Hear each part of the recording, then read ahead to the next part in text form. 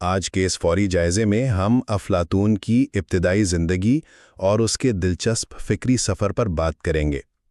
یہ کہانی 427 قبل مسیح کے ایتھنز کے ایک ایسے امیر اور بااثر نوجوان کی ہے جس نے اپنے لیے دولت اور طاقت کا بنا بنایا راستہ ٹھکرا کر سچائی اور علم کی کٹھن مگر شاندار تلاش کو چنا۔ تو چلیے پہلی اہم بات سے شروع کرتے ہیں۔ آپ کو معلوم ہے افلاطون کے لیے حکمران بننا کوئی مشکل کام نہیں تھا، کیونکہ وہ ایک بہت بڑے اشرافیہ خاندان کا چشم و چراغ تھا۔ اسے بہترین ذہنی اور جسمانی تعلیم ملی، وہ تو نوجوانی میں باقاعدہ شاعری بھی کرتا تھا۔ مگر پھر اس نے سوچا، کیا واقعی صرف فن اور جذبات سے ایک ٹوٹے ہوئے معاشرے کی سچائی کو سمجھا جا سکتا ہے؟ بالکل نہیں۔ اسے جلد ہی احساس ہو گیا کہ حقیقت تک پہنچنے کے لیے محض جذباتی باتوں کے بجائے گہری سوچ اور کڑی منطق چاہیے ہوتی ہے۔ دوسری بات، ذرا اس دور کے ایتھنز کے سیاسی بحران پر غور کریں۔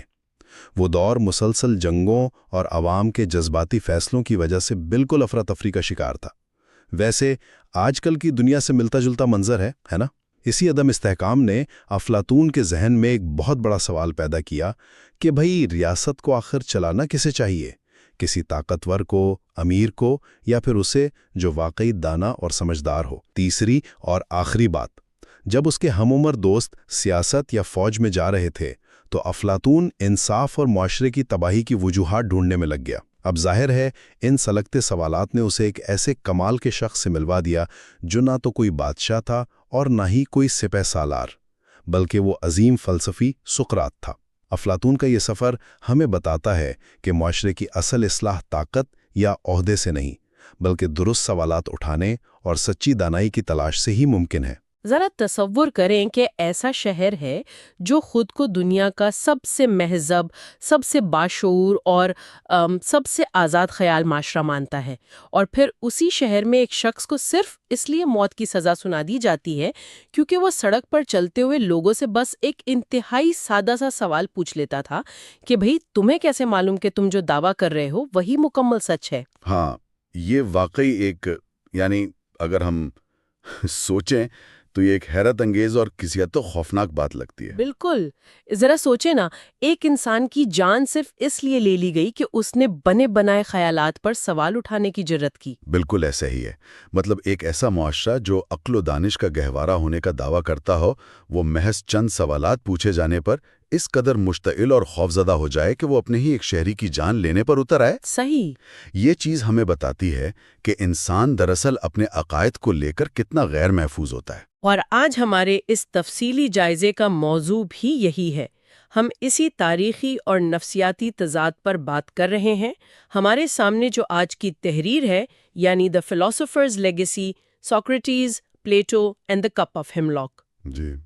تو آج ہمارا مقصد کوئی پرانی تاریخ کی کلاس لینا نہیں ہے، بلکہ ہمارا مشن یہ سمجھنا ہے کہ کیسے آج سے صدیوں پہلے ایتھنز کی گلیوں میں گھومنے والے ایک بے سر و سامان شخص نے، جس کے پاس بظاہر کوئی طاقت نہیں تھی، اس نے محض سوالات کے ذریعے ایک ایسا فکری بھونچال پیدا کیا جس نے انسانی سوچ کی بنیادیں ہی ہرا کر رکھ دیں۔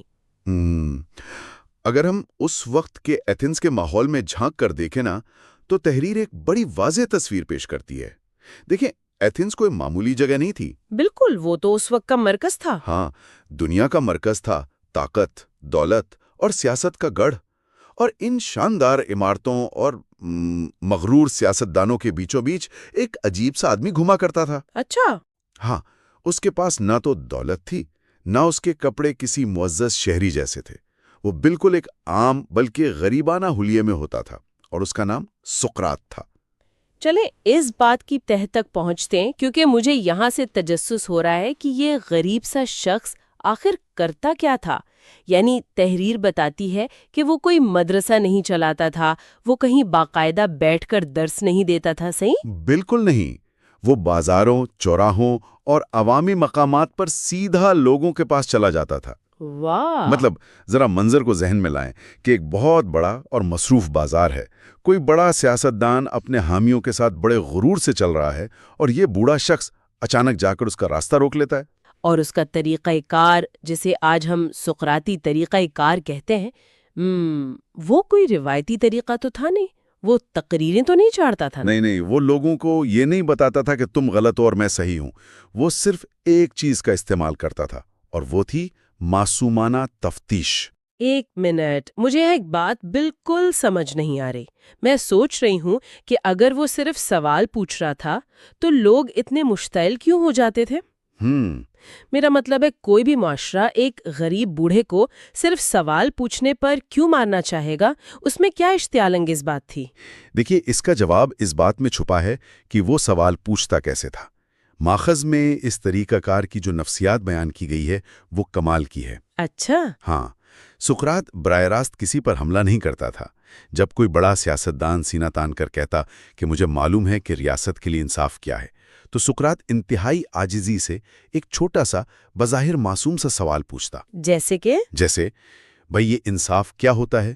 کیا آپ مجھ جیسے جاہل کو سمجھا سکتے ہیں؟ صحیح. اب جب وہ شخص جواب دیتا تو سقراط اس جواب میں سے ایک اور سوال نکال لیتا. وہ قدم بقدم اس شخص کو اس کی اپنی ہی منطق کے جال میں اس طرح الجھا دیتا کہ آخرکار اس معزز شخص کے پاس کوئی جواب نہیں بچتا تھا. اور وہ سرعام پھل جاتا ہوگا. بالکل، وہ تسلیم کرنے پر مجبور ہو جاتا کہ دراصل وہ تو اپنے دعوے کے بارے میں کوئی جانتا ہی نہیں. تو یہ اصل میں سرعام بے نقاب ہونے کا عمل تھا. اگر میں اسے روزمرہ کی زندگی سے جوڑ کر سمجھنے کی کوشش کروں تو یہ بالکل ایسا ہے جیسے ہم سب نے اپنے دماغوں میں اپنے خیالات اور عقائد کا ایک بہت بڑا چمکدار غبارہ پھلا رکھا ہو. کیا بات ہے، زبردست مثال ہے. ہاں، مطلب ہم سارا دن اسی غبارے کو اٹھا کر گھومتے ہیں اور سقراط آ کر اس شاندار غبارے میں ایک انتہائی باریک سی سوئی چبھو دیتا ہے. بالکل، لیکن اس میں ایک اور پہلو شامل کریں. جب وہ غبارہ پھٹتا ہے نا تو وہ خاموشی سے نہیں پھٹتا. ہاں، دھماکہ ہوتا ہے. وہ پورے بازار کے سامنے ایک زوردار آواز کے ساتھ پھٹتا ہے، اور ماخذ واضح کرتا ہے کہ وہ جو سکڑا و ربر کا ٹکڑا باقی بچتا ہے وہ دراصل انسان کی اپنی جہالت کا تلخ احساس ہوتا ہے. جب وہ جھوٹا تکبر نکل جاتا تو انسان خود کو ہجوم کے سامنے بالکل خالی اور بے وقوف محسوس کرتا. یہ انتہائی ذلت آمیز عمل ہوتا تھا. واقعی یہ تصور ہی کتنا خوفناک ہے کہ آپ کی زندگی بھر کی کمائی ہوئی جھوٹی دانشوری وہ کسی چوراہے پر چند منٹوں میں ریت کی دیوار کی طرح گر جائے. ہاں، آج کے دور میں بھی اگر ہم دیکھیں، فرض کریں کوئی مشہور سیاستدان ٹی وی پر بیٹھا کوئی جذباتی تقریر کر رہا ہو اور سامنے بیٹھا شخص اس سے محض یہ پوچھنا شروع کر دے کہ کیوں، کیسے، اس کی بنیاد کیا ہے، تو وہ پھنس جائے گا. بالکل، وہ لاجواب ہو جائے.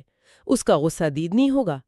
سقراط یہی کام ایتھنز کے مغرور ترین لوگوں کے ساتھ ان کے حامیوں کے سامنے کر رہا تھا. اور یہاں جو بات سب سے زیادہ حیران کن ہے وہ یہ ہے کہ اس کا اصل مقصد کسی کو نیچا دکھانا نہیں تھا. اچھا، تو پھر کیا تھا؟ وہ یہ سکھانا چاہتا تھا کہ جب تک آپ یہ تسلیم نہیں کریں گے کہ آپ کچھ نہیں جانتے تب تک آپ کچھ نیا سیکھ ہی نہیں سکتے. اصل عقل مندی معلومات کا ڈھیر جمع کرنے میں نہیں ہے، صحیح، بلکہ اپنی جہالت کو پہچاننے اور سچائی کی تلاش میں اپنی انا کو مکمل طور پر قربان کر دینے میں ہے. یہاں آ کر بات واقعی بہت دلچسپ ہو جاتی ہے، کیونکہ ذرا اس ہجوم کا تصور کریں جہاں یہ سب ہو رہا ہے، جہاں ایک طرف خود ساختہ معززین غصے سے لال پیلے ہو رہے ہیں، وہیں اس ہجوم میں کچھ ایسے لوگ بھی تھے جو اس سارے منظر کو حیرت سے دیکھ رہے تھے. بالکل، اور انہی دیکھنے والوں میں ایتھنز کا ایک نوجوان بھی شامل تھا جس کا نام افلاطون تھا. اور ماخذ کے مطابق یہ نوجوان کوئی عام سڑک چھاپ لڑکا نہیں تھا. جی نہیں، بالکل نہیں. افلاطون کا تعلق ایک انتہائی دولت مند اور اثر و رسوخ والے خاندان سے تھا. اس نے ایک ایسے معاشرے میں آنکھ کھولی تھی جہاں اسے آگے چل کر ایک بڑا سیاستدان بننا تھا، طاقت حاصل کرنی تھی، جو کہ اس وقت کے ہر نوجوان کا خواب تھا. تو پھر ایسا کیا ہوا؟ میرا مطلب ہے ایک ایسا لڑکا جس کے سامنے اقتدار کے دروازے کھلے تھے، وہ اپنا شاندار مستقبل چھوڑ کر ایک غریب پھٹے پرانے کپڑوں والے بوڑھے کا دیوانہ کیسے بن گیا؟ کیونکہ اس بوڑھے نے یعنی سقراط نے افلاطون کے ذہن کی پوری دنیا ہی الٹ دی تھی. کیسے؟ جب افلاطون نے بازاروں میں سقراط کو ان طاقتور لوگوں کی کھوکھلی باتوں کا پردہ چاک کرتے دیکھا تو اسے احساس ہوا کہ وہ جن چیزوں کے پیچھے بھاگ رہا تھا وہ تو سراب ہیں. اچھا. سقراط نے اس کے سامنے ایک نیا پیمانہ رکھ دیا. اس نے سکھایا کہ یہ سوال بے معنی ہے کہ تمہارے پاس کتنی دولت ہے، یا رتبہ کیا ہے؟ صحیح۔ اصل سوال یہ ہے کہ تمہاری روح کی حالت کیا ہے؟ کیا تم واقعی سچائی کو پہچانتے ہو؟ یہ کسی بھی نوجوان کے لیے ایک بہت بڑا فکری جھٹکا ہے۔ ماخوذ بتاتا ہے کہ یہ نیا زاویہ افلاطون کی روح میں اتر گیا۔ وہ سیاست کی روایتی شطرنج بھول گیا اور مکمل طور پر سقراط کا شاگرد بن گیا۔ ہاں، وہ سائے کی طرح اس کے ساتھ رہنے لگا۔ بالکل۔ اور افلاطون کے لیے اب انسان صرف خون اور گوشت کا وجود نہیں رہا، بلکہ روح، عقل اور کردار کا مجموعہ بن گیا۔ اور یہی وہ مقام ہے جہاں ہم دیکھتے ہیں کہ علم کا عملی اطلاق کیسا ہوتا ہے۔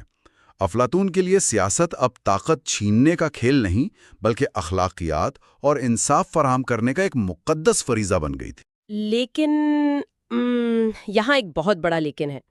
آپ روزانہ بازاروں میں جا کر معاشرے کے طاقتور لوگوں کے جھوٹے خبارے نہیں پھاڑ سکتے اور پھر یہ بھی توقع رکھیں کہ وہ چپ چاپ آپ کی باتیں سنتے رہیں گے۔ ظاہر ہے وہ بالکل خاموش نہیں بیٹھے۔ افلاطون تو شاگرد بن گیا، مگر وہ سیاستدان جن کی روزانہ سرے بازار مٹی پلید ہو رہی تھی، وہ یقیناً کچھ تو کریں گے نا؟ جی، ماخذ اس مخالفت کی سنگینی کو بڑی صراحت سے بیان کرتا ہے۔ ارباب اختیار کے اندر خوف پیدا ہو گیا۔ انہوں نے محسوس کیا کہ یہ شخص ان کی طاقت کی بنیادوں کو کاٹ رہا ہے۔ وہ سیاستدان جو جذباتی نعروں سے عوام کو بے وقوف بناتے تھے، سقراط ان کا سارا کھوکھلا پن ظاہر کر رہا تھا۔ اور پھر انہوں نے وہی کیا جو تاریخ میں ہمیشہ طاقتور طبقات کرتے آئے ہیں۔ تحریر کے مطابق اس پر باقاعدہ مقدمہ بنایا گیا، الزامات کی فہرست تیار کی گئی۔ بالکل۔ کہا گیا کہ یہ نوجوانوں کے ذہنوں میں زہر گھول رہا ہے، انہیں بگاڑ رہا ہے اور ریاست کے لیے خطرہ بن چکا ہے۔ دراصل جیسا کہ ماخذ اشارہ کرتا ہے، یہ الزامات صرف سقراط پر نہیں تھے، بلکہ یہ آزادانہ سوچ اور تنقیدی شعور پر ایک براہ راست حملہ تھا۔ صحیح کہا آپ نے۔ وہ معاشرہ جو اپنی جمہوریت کے گن گاتا تھا، جب اس کا سامنا سچ سے ہوا تو اس کا سارا نقاب اتر گیا۔ اب یہاں رکتے ہیں۔ یہاں میرے ذہن میں ایک شدید قسم کا اعتراض آ رہا ہے۔ جب وہ مشہور زمانہ مقدمہ چلا، سقراط عدالت میں پیش ہوا اور شہریوں نے اسے مجرم قرار دے دیا، لیکن اسے ایک موقع دیا گیا تھا نا؟ جی بالکل، دیا گیا تھا۔ اسے کہا گیا تھا کہ اگر تم معافی مانگ لو، خاموش ہو جاؤ یا شہر چھوڑ دو تو جان بچ جائے گی۔ اس نے صاف انکار کر دیا۔ اب مجھے بتائیں، کیا یہ حد درجے کی ضد یا بے وقوفی نہیں تھی؟ میرا مطلب ہے، اگر وہ زندہ رہتا تو کیا وہ افلاطون جیسے ہزاروں اور شاگردوں کی تربیت نہیں کر سکتا تھا؟ ایک زندہ استاد مردہ شہید سے زیادہ کارآمد نہیں ہوتا؟ آپ کا یہ سوال بہت فطری ہے۔ اس سے ایک بہت اہم سوال جنم لیتا ہے، اور یہ سوال خود افلاطون کے ذہن میں بھی ہوگا۔ لیکن دیکھیں، سقراط کا نظریہ ہم عام لوگوں سے بہت مختلف تھا۔ اچھا۔ ماخذ وضاحت کرتا ہے کہ یہ محض اس کی جان بچانے کا مسئلہ نہیں تھا، بلکہ یہ اس کے سکھائے ہوئے اصولوں اور آزاد سوچ کے دفاع کا مسئلہ تھا۔ یعنی اگر وہ پیچھے ہٹتا تو اس کا سارا فلسفہ جھوٹا ثابت ہو جاتا؟ 100%۔ اگر وہ معافی مانگ لیتا تو اس کا مطلب یہ ہوتا کہ وہ خود تسلیم کر رہا ہے کہ اس کا سوال پوچھنا جرم تھا۔ وہ ساری زندگی سکھاتا رہا کہ جسمانی موت سے زیادہ خوفناک چیز روح کی موت اور سچائی سے غداری ہے۔ عدالت میں اس کا جواب انتہائی دو ٹوک تھا۔ ہاں، وہ الفاظ۔ اس کا موقف تھا کہ اگر سچ بولنا، لوگوں کو ان کی جہالت سے آگاہ کرنا اور سوال کرنا جرم ہے تو ہاں، میں مجرم ہوں۔ بالکل، اور اس نے کہا کہ میں یہ کام کبھی نہیں چھوڑوں گا۔ یہ الفاظ واقعی رونگٹے کھڑے کر دینے والے ہیں۔ اس جواب نے ان ججوں کو اور مشتعل کر دیا۔ ان کا تکبر اس حد تک مجروح ہوا کہ انہوں نے اسے سزائے موت سنا دی۔ اسے زہر کا پیالہ پینے کا حکم دیا گیا۔ اور یہاں سے تحریر اس مقام پر پہنچتی ہے جسے پڑھتے ہوئے ایک عجیب سی اداسی کا احساس ہوتا ہے۔ وہ قید خانے کا آخری منظر، جب سقراط کے سامنے ہملاک نامی زہر کا پیالہ رکھا جاتا ہے۔ ماخذ اس منظر کی جو عکاسی کرتا ہے، وہ ایک طرف دردناک ہے اور دوسری طرف انسانی وقار کی معراج ہے۔ تو اس سب کا آخر مطلب کیا ہے؟ ذرا اس منظر کو محسوس کریں۔ قید خانے کی اس کوٹری میں اس کے شاگرد زارو قطار رو رہے تھے۔ ان سے یہ برداشت نہیں ہو رہا تھا، لیکن وہ خود سقراط، اس کے چہرے پر ذرا بھی خوف نہیں تھا۔ بالکل نہیں۔ وہ اس قدر پرسکون تھا جیسے وہ مرنے نہیں بلکہ کسی اور سوال کا جواب ڈھونڈنے جا رہا ہو۔ اس نے زہر کا وہ پیالہ یوں پکڑا جیسے کوئی عام مشروب ہو اور اسے پی گیا۔ اور یہی وہ لمحہ تھا جس نے سب کچھ بدل کر رکھ دیا۔ اس لمحے قید خانے کے باہر یا اندر جو بھی شاگرد موجود تھے، خاص طور پر افلاطون، اس پر کیا گزری ہوگی؟ ہاں، ماخذ بتاتا ہے کہ یہ موت افلاطون کے لیے صرف استاد کا بچھڑنا نہیں تھا، بلکہ یہ اس کے تمام تر خوابوں کا قتل تھا۔ ہم نے پہلے بات کی کہ افلاطون سیاست میں جانا چاہتا تھا، بالکل۔ لیکن اس زہر کے پیالے نے اس کے یقین کو ریزہ ریزہ کر دیا۔ یہ کتنا بھیانک احساس ہوگا کہ جس جمہوریت اور عوام کو آپ باشعور سمجھتے تھے، انہوں نے مل کر اس شخص کو مار دیا جو سب سے دانا تھا۔ جی، یہ عوام پر سے یقین اٹھ جانے والی بات تھی، اور اگر ہم اس سے بڑی تصویر کے ساتھ جوڑ کر دیکھیں نا، تو ہمیں سمجھ آتی ہے کہ زہر کے پیالے نے دراصل ایک نئے اور بہت مختلف افلاطون کو جنم دیا۔ اچھا، جب موجودہ سیاست انصاف دینے میں ناکام ہو گئی تو افلاطون نے محض ماتم نہیں کیا، اس نے سوچنا شروع کیا کہ اگر اکثریت کا فیصلہ ہمیشہ درست نہیں ہوتا، اگر ہجوم ایک دانا کو مار سکتا ہے، تو پھر حکومت کرنے کا حق کسے ہونا چاہیے؟ یہ وہی بنیادی سوالات ہیں جنہوں نے افلاطون کے مشہور نظریات کو جنم دیا۔ یعنی اس نے سوچنا شروع کیا کہ ایک مثالی ریاست کیا ہوتی ہے جہاں انصاف ہجوم کی خواہشات کا محتاج نہ ہو۔ بالکل، جہاں حکمران وہ ہوں جو واقعی سچائی اور دانائی کو سمجھتے ہوں۔ اس کا ماننا تھا کہ جب تک معاشرے کی باغ ڈور ایسے لوگوں کے ہاتھ میں نہیں آتی، معاشرہ ظلم سے باہر نہیں آ سکتا۔ صحیح۔ اس سارے فکری سفر کا خلاصہ اگر کیا جائے تو وہ محض کا آخری جملہ ہے۔ ہاں، وہ جملہ کہ سقراط مر گیا تھا مگر اس کی موت نے افلاطون کو زندہ کر دیا تھا، اور وہ افلاطون آج صدیوں بعد بھی ہماری سوچ میں زندہ ہے۔ یہ واقعی ایک ایسا سفر ہے جو ہمیں مجبور کرتا ہے کہ ہم آج کے حالات پر نظر دوڑائیں۔ یہ ایک ایسا سوال ہے جو آج بھی ہر معاشرے کے لیے ایک آئینہ ہے۔ ہمیں دیکھنا چاہیے کہ کیا آج کا معاشرہ سوال کرنے والوں کو برداشت کرتا ہے؟ بالکل، اور اس پوری گفتگو کو سمیٹتے ہوئے آج کے اس جائزے کے اختتام پر ہم ایک ایسی سوچ پر غور کر سکتے ہیں جو سیدھی ہمارے آج کے نظام پر چوٹ کرتی ہے کہ خامی کے ایک مثالی ریاست کبھی وجود میں آ ہی نہیں سکتی۔ یہ بہت گہری بات ہے۔ اور کیا سچائی کی قیمت ہر دور میں ہمیشہ اتنی ہی بھاری رہے گی؟ شاید ہمیں یہ سوچنا چاہیے کہ وہ بنے بنائے خیالات کے غبارے جنہیں ہم سینے سے لگائے پھرتے ہیں، کہیں ان کی حفاظت کی خاطر آج بھی ہم کسی سقراط کے ہاتھ سے وہ سوئی چھین کر اسے خاموش تو نہیں کر رہے۔ آج کے لیے اتنا ہی۔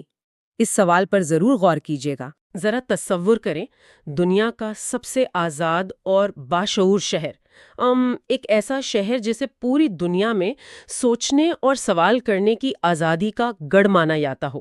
بالکل، اور پھر اچانک اسی شہر کے لوگ ایک باقاعدہ ووٹنگ کے ذریعے اپنے دور کے سب سے عقل مند انسان کو موت کی سزا سنا دیں۔ ہاں، اور اس کا جرم کیا ہو؟ محض یہ کہ وہ بہت زیادہ سوالات پوچھتا تھا۔ تو یہ کسی خیالی ناول کا پلاٹ نہیں ہے، بلکہ یہ قدیم ایتھنز کی وہ تلخ حقیقت ہے جس نے سقراط کی جان لی۔ واقعی یہ تاریخ کا ایک ایسا ہولناک موڑ تھا جہاں ایک جمہوریت نے اپنے ہی ہاتھوں اپنی دانش کا گلا گھونٹ دیا۔ لیکن آج ہم سقراط کی موت پر نہیں بلکہ اس کے اثر پر بات کریں گے۔ صحیح، ہم دیکھیں گے کہ اس واقعے کا سب سے قابل شاگرد یعنی افلاطون پر کیا اثر ہوا۔ عام طور پر تو لوگ ڈر جاتے ہیں یا انتقام لیتے ہیں۔ بالکل، لیکن افلاطون نے اس مایوسی اور صدمے کو ایک نئی سوچ کی بنیاد بنا دیا۔ وہ مایوس ہو کے بیٹھا نہیں رہا۔ تو آج کے اس گہرائی سے جائزے میں ہم یہی جاننے کی کوشش کریں گے کہ کیسے ایک مایوس نوجوان نے دنیا کے سب سے بڑے تعلیمی انقلاب کی بنیاد رکھی۔ اور اس کی شروعات وہیں سے ہوتی ہے جہاں ایتھنز کی سڑکوں پر ایک عجیب سی خاموشی چھا گئی تھی۔ افلاطون کے لیے اب وہ شہر ویسا رہا ہی نہیں تھا۔ یعنی عمارتیں تو وہی تھیں، لیکن وہ جس نظام کو امید کی نگاہ سے دیکھتا تھا وہ اندر سے بالکل کھوکھلا ثابت ہو چکا تھا۔ ہاں، کیونکہ جب ریاست اور عوام کا ہجوم مل کر ایک بے گناہ کو قتل کر دے تو ایک باشعور انسان کے لیے وہاں رہنا اجنبی سا ہو جاتا ہے۔ بالکل، اور اس کے ذہن میں یہ سوال آیا ہوگا کہ آخر اس نظام میں اتنی بڑی خرابی کیا ہے؟ اس نے محسوس کیا کہ معاشرہ اگر علم اور سچائی کو پہچاننے کی صلاحیت ہی کھو دے تو آپ چاہے جتنے مرضی قانون بنا لیں وہ سب بے معنی ہو جاتے ہیں۔ لیکن ذرا رکیے، کیا افلاطون کی یہ سوچ تھوڑی سی مغرورانہ نہیں لگتی؟ میرا مطلب ہے صرف ایک بار ہجوم نے غلطی کی تو کیا اس نے یہ طے کر لیا کہ عام لوگ فیصلے کرنے کے لائق ہی نہیں؟ دیکھیں، یہ ایک بہت اہم سوال ہے اور اکثر تاریخ دان یہ اعتراض اٹھاتے ہیں۔ لیکن اگر ہم ایتھنز کو سمجھیں تو افلاطون کا مسئلہ عام غریب آدمی سے نہیں تھا. اچھا، تو پھر اس کا اصل مسئلہ کس چیز سے تھا؟ اس کا اصل مسئلہ ہجوم کی ذہنیت سے تھا، یعنی موب منٹالٹی. جب ہجوم فیصلہ کرتا ہے تو وہ منطق پر نہیں بلکہ وقتی جذبات اور غصے کی بنیاد پر کرتا ہے. یعنی جذبات منطق پر حاوی ہو جاتے ہیں. بالکل. اور افلاطون دیکھ رہا تھا کہ ایک جاہل قیادت جب اس ہجوم کو کنٹرول کرتی ہے تو ووٹ انصاف کی ضمانت نہیں رہتا بلکہ محض ایک ہتھیار بن جاتا ہے. اچھا، اس کو ذرا میں ایک عام سی مثال سے سمجھنے کی کوشش کرتی ہوں. فرض کرے ہمارے پاس دنیا کی بہترین اور جدید ترین مشینری موجود ہو. ٹھیک ہے. کوئی بہت ہی پیچیدہ ہوائی جہاز ہو، لیکن اسے اڑانے والا جو پائلٹ ہے وہ بالکل اناری اور جاہل ہو. تو وہ شاندار مشینری فائدہ دینے کے بجائے سب کی موت کا سامان بن جائے گی. کیا بات ہے! یہ تشبیہ صورتحال کو بالکل درست واضح کرتی ہے. ریاست چلانا کوئی جذبات کا کھیل نہیں ہے، اس کے لیے خاص بصیرت چاہیے. اور افلاطون کو یہ سمجھ آ گیا تھا کہ ایتھنز کے اس متعصب ماحول میں اسے یہ بصیرت نہیں ملنے والی. بالکل. اگر وہ وہی رکتا تو شاید وہ بھی انہی بحثوں کا حصہ بن کر رہ جاتا. اسی لیے اس نے اپنا گھر، اپنا شہر چھوڑنے کا وہ مشکل فیصلہ کیا. اور یہاں سے وہ سفر شروع ہوتا ہے جس نے اسے ایک عالمی مفکر بنا دیا. عموماً تو ہم فلسفیوں کو بس ایک کمرے میں بیٹھ کر سوچنے والا انسان سمجھتے ہیں. ہاں، لوگ یہی سمجھتے ہیں، لیکن افلاطون تو باقاعدہ فیلڈ ریسرچ کے لیے نکل کھڑا ہوا، اور اس کا سب سے پہلا پڑاؤ مصر تھا. مصر؟ یعنی اس نے قدیم تہذیبوں کا مطالعہ شروع کر دیا؟ جی ہاں، قدیم یونانیوں کے لیے بھی مصر ایک پراسرار تہذیب تھی. وہاں اس کا واسطہ ایک ایسے نظام سے پڑا جو ایتھنز کے شور شرابے سے بہت مختلف تھا. اچھا، تو اس نے وہاں کیا خاص دیکھا جو ایتھنز میں نہیں تھا؟ وہاں کے ادارے ہزاروں سال سے قائم تھے. اس نے سیکھا کہ علم محض گلیوں میں کھڑے ہو کر بحث کرنے کا نام نہیں ہے. ہاں، جیسے سقراط بازاروں میں بحث کرتا تھا اور اس کے مرنے کے بعد وہ بحثیں بھی ختم ہو گئیں. بالکل. جبکہ مصر میں افلاطون نے دیکھا کہ علم کو ایک باقاعدہ ادارے کی شکل دی گئی ہے. وہاں ماہرین اپنا علم نسل در نسل منتقل کرتے تھے. وہ اسے نظام کا حصہ بناتے تھے. واو، یعنی اس نے ادارے کی طاقت کو پہچانا. لیکن مصر کے بعد تو اس نے اٹلی کا بھی رخ کیا تھا نا؟ ہاں، اور میرا ماننا ہے کہ جنوبی اٹلی کا سفر وہ موڑ ہے جہاں افلاطون کی سوچ میں ایک دھماکہ خیز تبدیلی آئی. اچھا، وہاں اس کی ملاقات کن لوگوں سے ہوئی تھی؟ وہاں وہ فیتھاغورس یعنی پائتھاگورس کے پیروکاروں سے ملا. یہ لوگ محض انسانی رویوں پر بات نہیں کر رہے تھے بلکہ اعداد، جیومیٹری اور کائنات کے نظم پر غور کر رہے تھے. موسیقی اور ریاضی، یہ دونوں تو بالکل ہی مختلف چیزیں لگتی ہیں. ایک طرف جذبات ہیں اور دوسری طرف خشکی اور اعداد. اور یہی نقطہ افلاطون کے فلسفے کی کلید ہے. انہوں نے دریافت کیا تھا کہ موسیقی کی جو دھنیں ہمیں اچھی لگتی ہیں وہ دراصل ریاضی کے مخصوص تناسب کی محتاج ہیں. یعنی اگر میں کوئی ساز بجا رہی ہوں تو میں عملی طور پر میتھ سالو کر رہی ہوں؟ 100% ایسا ہی ہے. مثال کے طور پر اگر ایک تار کو درمیان سے دبا کر چھیڑا جائے تو آواز بالکل ہم آہنگ اور ایک آکٹیو اونچی ہوتی ہے. اس کے پیچھے ایک ٹھوس اصول ہے. یہ تو واقعی ذہن کو چکرا دینے والی بات ہے. تو کیا افلاطون نے اسی ریاضیاتی نظم کو معاشرے سے جوڑ دیا؟ بالکل. اس نے سوچا کہ اگر ستاروں کی گردش سے لے کر موسیقی تک سب ایک اٹل اصول پر ہے تو انسانوں کی ریاست اتنی بے ہنگم کیوں ہے؟ کیونکہ ہم جذبات سے فیصلے کرتے ہیں، اٹل اصولوں سے نہیں. بالکل صحیح پکڑا آپ نے. اگر سچ تک پہنچنا ہے تو جذبات سے بالاتر ہو کر ریاضی کی طرح خالص عقل کا سہارا لینا ہوگا. اور کیا یہیں سے اس کا وہ مشہور نظریہ جسے نظریہ مثل یا تھیوری آف فارمز کہتے ہیں، اس کی بنیاد پڑی؟ جی ہاں. افلاطون کے سامنے سب سے بڑا المیہ یہ تھا کہ اس دنیا میں ہر ظاہری چیز فنا ہو جاتی ہے. ایتھنز کی جمہوریت گر گئی، خوبصورتی مرجھا جاتی ہے. تو پھر بچتا کیا ہے جو کبھی فنا نہیں ہوتا؟ اصول. آپ ریت پر ایک دائرہ بناتے ہیں، وہ کبھی مکمل گول نہیں ہوتا، ہوا سے مٹ جاتا ہے، لیکن دائرے کا جو تصور آپ کے ذہن میں ہے وہ مکمل بھی ہے اور لازوال بھی. تو کیا میں اس کو ایسے سمجھ سکتی ہوں کہ جیسے کوئی شخص جھیل کے کنارے کھڑا پانی میں کسی عمارت کا عکس دیکھ رہا ہو؟ ہاں بالکل، ذرا اس مثال کو مکمل کریں۔ پانی میں لہریں اٹھ رہی ہیں اور عکس بار بار ٹوٹ رہا ہے۔ اب اگر وہ شخص اس عکس کو ہی حقیقت مان لے تو وہ ہمیشہ خوف میں رہے گا کہ عمارت گر رہی ہے۔ حالانکہ اصل عمارت تو پانی سے باہر اپنی جگہ پوری مضبوطی سے کھڑی ہے۔ بالکل، جس پر ان لہروں کا کوئی اثر نہیں ہوتا۔ تو کیا افلاطون کے نزدیک ہماری یہ دنیا بس ایک عکس ہے؟ یہ بہت ہی خوبصورت تشبیہ دی آپ نے۔ نظریہ مثل کا بنیادی ستون یہی ہے کہ یہ مادی دنیا بس اس عکس کی طرح ہے، یہ بدلتی ہے، نامکمل ہے۔ اور اصل حقیقت، منطق، انصاف اور حسن کے وہ اصول ہیں جو کبھی نہیں بدلتے۔ بالکل، اور افلاطون کا ماننا تھا کہ ایک سچے مفکر کو ان سایوں سے نکل کر اس اصل حقیقت کو دیکھنا چاہیے۔ لیکن اگر ہم سوچیں تو یہ نظریہ اس پر اچانک نازل نہیں ہوا تھا۔ یہ اس کے دکھ، سفر اور مشاہدے کا نچوڑ تھا، تاکہ وہ ایتھنز کے روگ کا علاج ڈھونڈ سکے۔ بالکل، وہ کوئی خیالی صوفی نہیں تھا، وہ ایک عملی مفکر تھا۔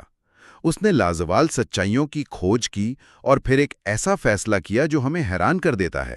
ہاں، اور یہی بات مجھے سب سے زیادہ پریشان کرتی ہے۔ اس کے پاس تو پوری آزادی تھی کہ وہ اٹلی کے کسی خوبصورت پہاڑ پر بیٹھ کر سکون سے کتابیں لکھتا۔ ہاں، وہ وہاں بالکل محفوظ رہ سکتا تھا۔ تو پھر وہ واپس اس ایتھنز کے جبڑوں میں کیوں گیا جس نے اس کے استاد کو زہر پلایا تھا؟ کیونکہ انسان فطرتاً خطرے سے بھاگتا ہے، لیکن افلاطون کا فیصلہ بتاتا ہے کہ علم کی اصل طاقت اسے بانٹنے میں ہے۔ یعنی وہ اپنے علم کو صرف اپنے تک محدود نہیں رکھنا چاہتا تھا۔ جی، وہ جان گیا تھا کہ قومیں محض طاقت یا معیشت سے عظیم نہیں بنتی۔ تعلیم کی کمزوری اور بے اصول قیادت کے سامنے دولت کسی کام نہیں آتی۔ اور وہ یہ بھی جان چکا ہوگا کہ صرف ایک انسان کا دانا ہونا کافی نہیں، کیونکہ ایک انسان کو تو ہجوم آسانی سے راستے سے ہٹا سکتا ہے۔ بالکل، سقراط کی موت نے اسے یہی تو سکھایا تھا۔ سقراط اکیلا تھا۔ افلاطون نے مصر میں سیکھا تھا کہ علم کو فرد کے بجائے ادارے میں منتقل کرنا پڑتا ہے، تاکہ دانائی کا ایک ایسا قلعہ بنے جو ہجوم کے وقتی جذبات سے بالا تر ہو کر نسل در نسل اخلاقی تربیت کر سکے۔ اور اسی سوچ کے ساتھ ایتھنز واپس آ کر اس نے وہ قدم اٹھایا جس نے انسانی تاریخ کا دھارا ہی بدل دیا۔ اس نے اکیڈمی قائم کی۔ اکیڈمی، یعنی ایک ایسی جگہ جہاں سوال کرنا جرم نہیں بلکہ فیضیت سمجھا جاتا ہو۔ یہ تو ایک طرح سے جدید یونیورسٹی کا بلو پرنٹ تھا۔ بالکل، اسے دنیا کی پہلی باقاعدہ یونیورسٹی کہا جا سکتا ہے، اور وہاں صرف فلسفہ نہیں بلکہ سیاست، ریاضی اور منطق ایک ساتھ پڑھائے جاتے تھے۔ میں یہاں رک کر ایک لمحے کے لیے اس بات کی گہرائی محسوس کرنا چاہتی ہوں۔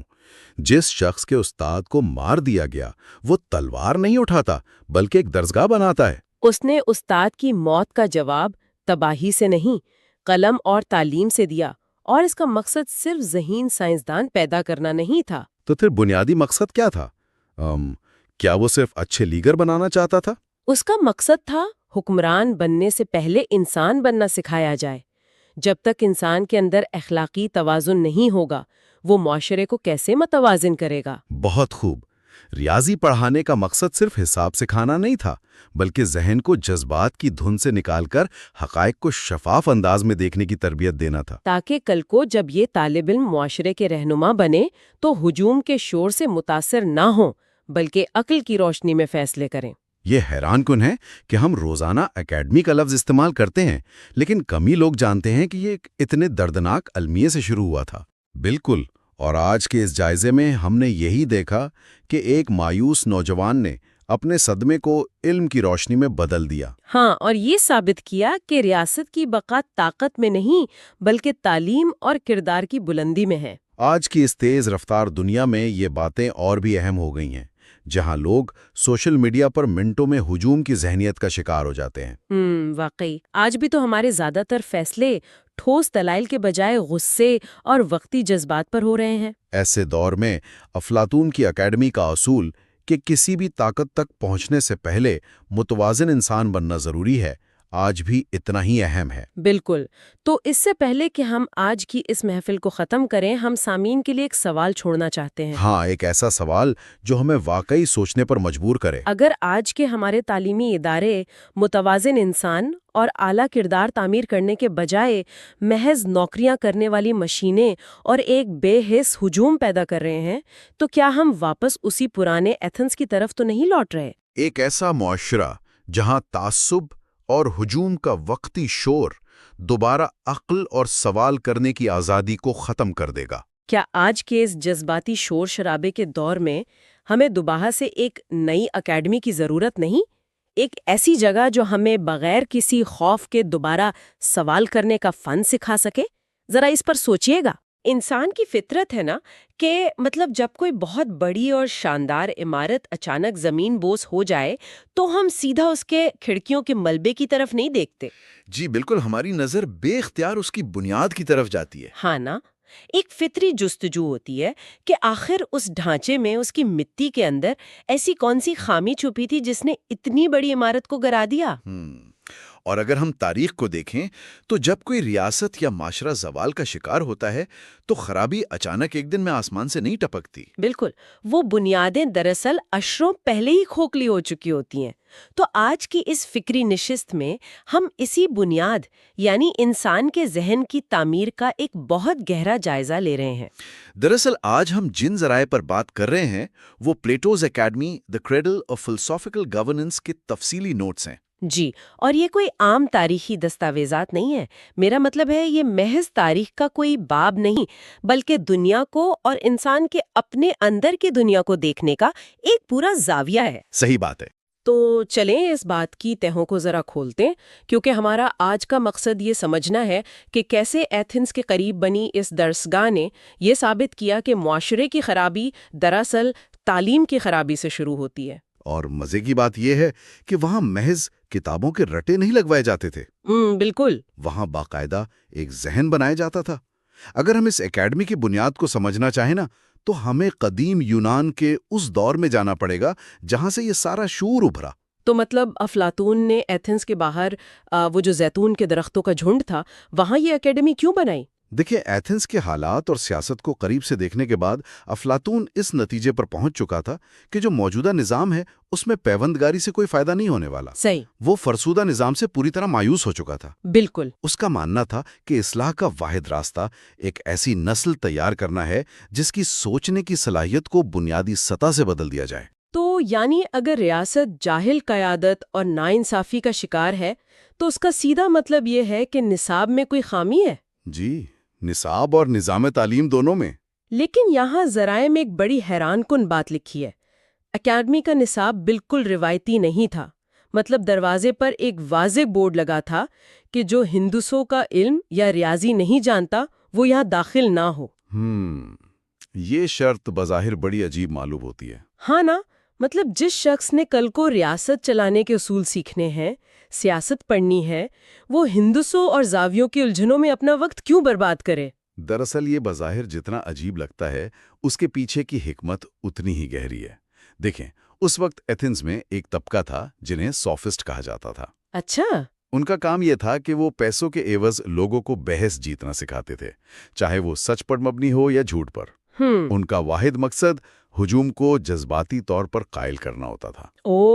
یعنی صرف زہریلی لفاظی اور جذباتی تقریریں؟ بالکل۔ تو افلاطون اس زہریلی لفاظی کو جڑ سے اکھاڑنا چاہتا تھا، اسی لیے اس نے ریاضی کو بنیادی حیثیت دی، کیونکہ مثلث کے زاویوں کا مجموعہ 180 ڈگری ہوتا ہے۔ اور یہ حقیقت کسی کی شاندار تقریر یا غصے سے تبدیل نہیں ہو سکتی۔ ارے واہ! تو افلاطون یہ سکھا رہا تھا کہ سچائی کو معروضی ہونا چاہیے، یعنی آبجیکٹو ہونا چاہیے۔ ہندسے ہماری پسند ناپسند سے تو بالاتر ہوتے ہیں۔ جی، ہندسے جذبات کے تابع نہیں ہوتے۔ تو اس کا مطلب ہے کہ ریاضی ان کے لیے ایک طرح کا مینٹل جم تھا۔ میرا مطلب ہے جیسے ہم جسم کو طاقتور بنانے کے لیے جم میں بھاری وزن اٹھاتے ہیں تاکہ مسلز بنے اور پسینہ نکلے۔ کیا بات ہے! یہ بہت عمدہ تشبیہ ہے۔ تو ریاضی کی مساواتیں وہ وزن تھے جنہیں اٹھا کر ذہن کی کجی سیدھی کی جاتی تھی، تاکہ وہ جو انسان کے اندر کے تعصبات ہیں، ذاتی خواہشات ہیں، ان کا سارا پسینہ بہہ جائے۔ 2 + 2 تو 4 ہی رہیں گے، چاہے انسان خوشی میں کہے لگا رہا ہو یا رو رہا ہو۔ بالکل، عادات ذہن کو اس بات کی قید سے مکمل آزاد کر دیتے ہیں، اور یہی بات منطق یعنی لاجک پر بھی اتنی ہی شدت سے لاگو ہوتی ہے۔ منطق کا کیا کردار تھا اس میں؟ دیکھیں، جذبات کا کام شور مچانا ہے، جبکہ منطق کا کام اس شور کے بیچ سچ کی آواز کو پہچاننا ہے، جیسے طوفان میں پھنسے جہاز کے لیے ایک قطب نما کام کرتا ہے۔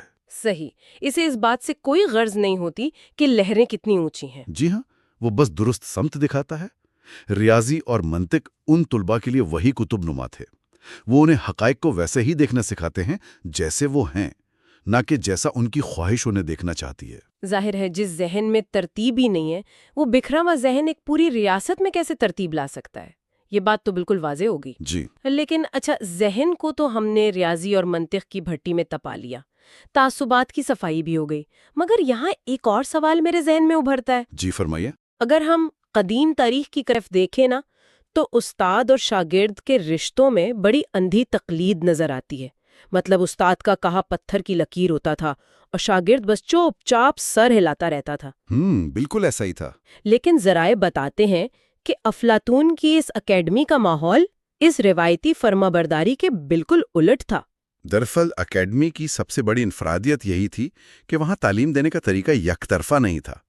مطلب وہ کسی شاگرد کو ایک خالی برتن نہیں سمجھتے تھے جسے بس معلومات سے بھرنا ہے۔ تو پھر ان کا بنیادی طریقہ کیا تھا؟ وہاں کی بنیاد مکالمے پر تھی، جسے ڈائلیکٹک کہتے ہیں۔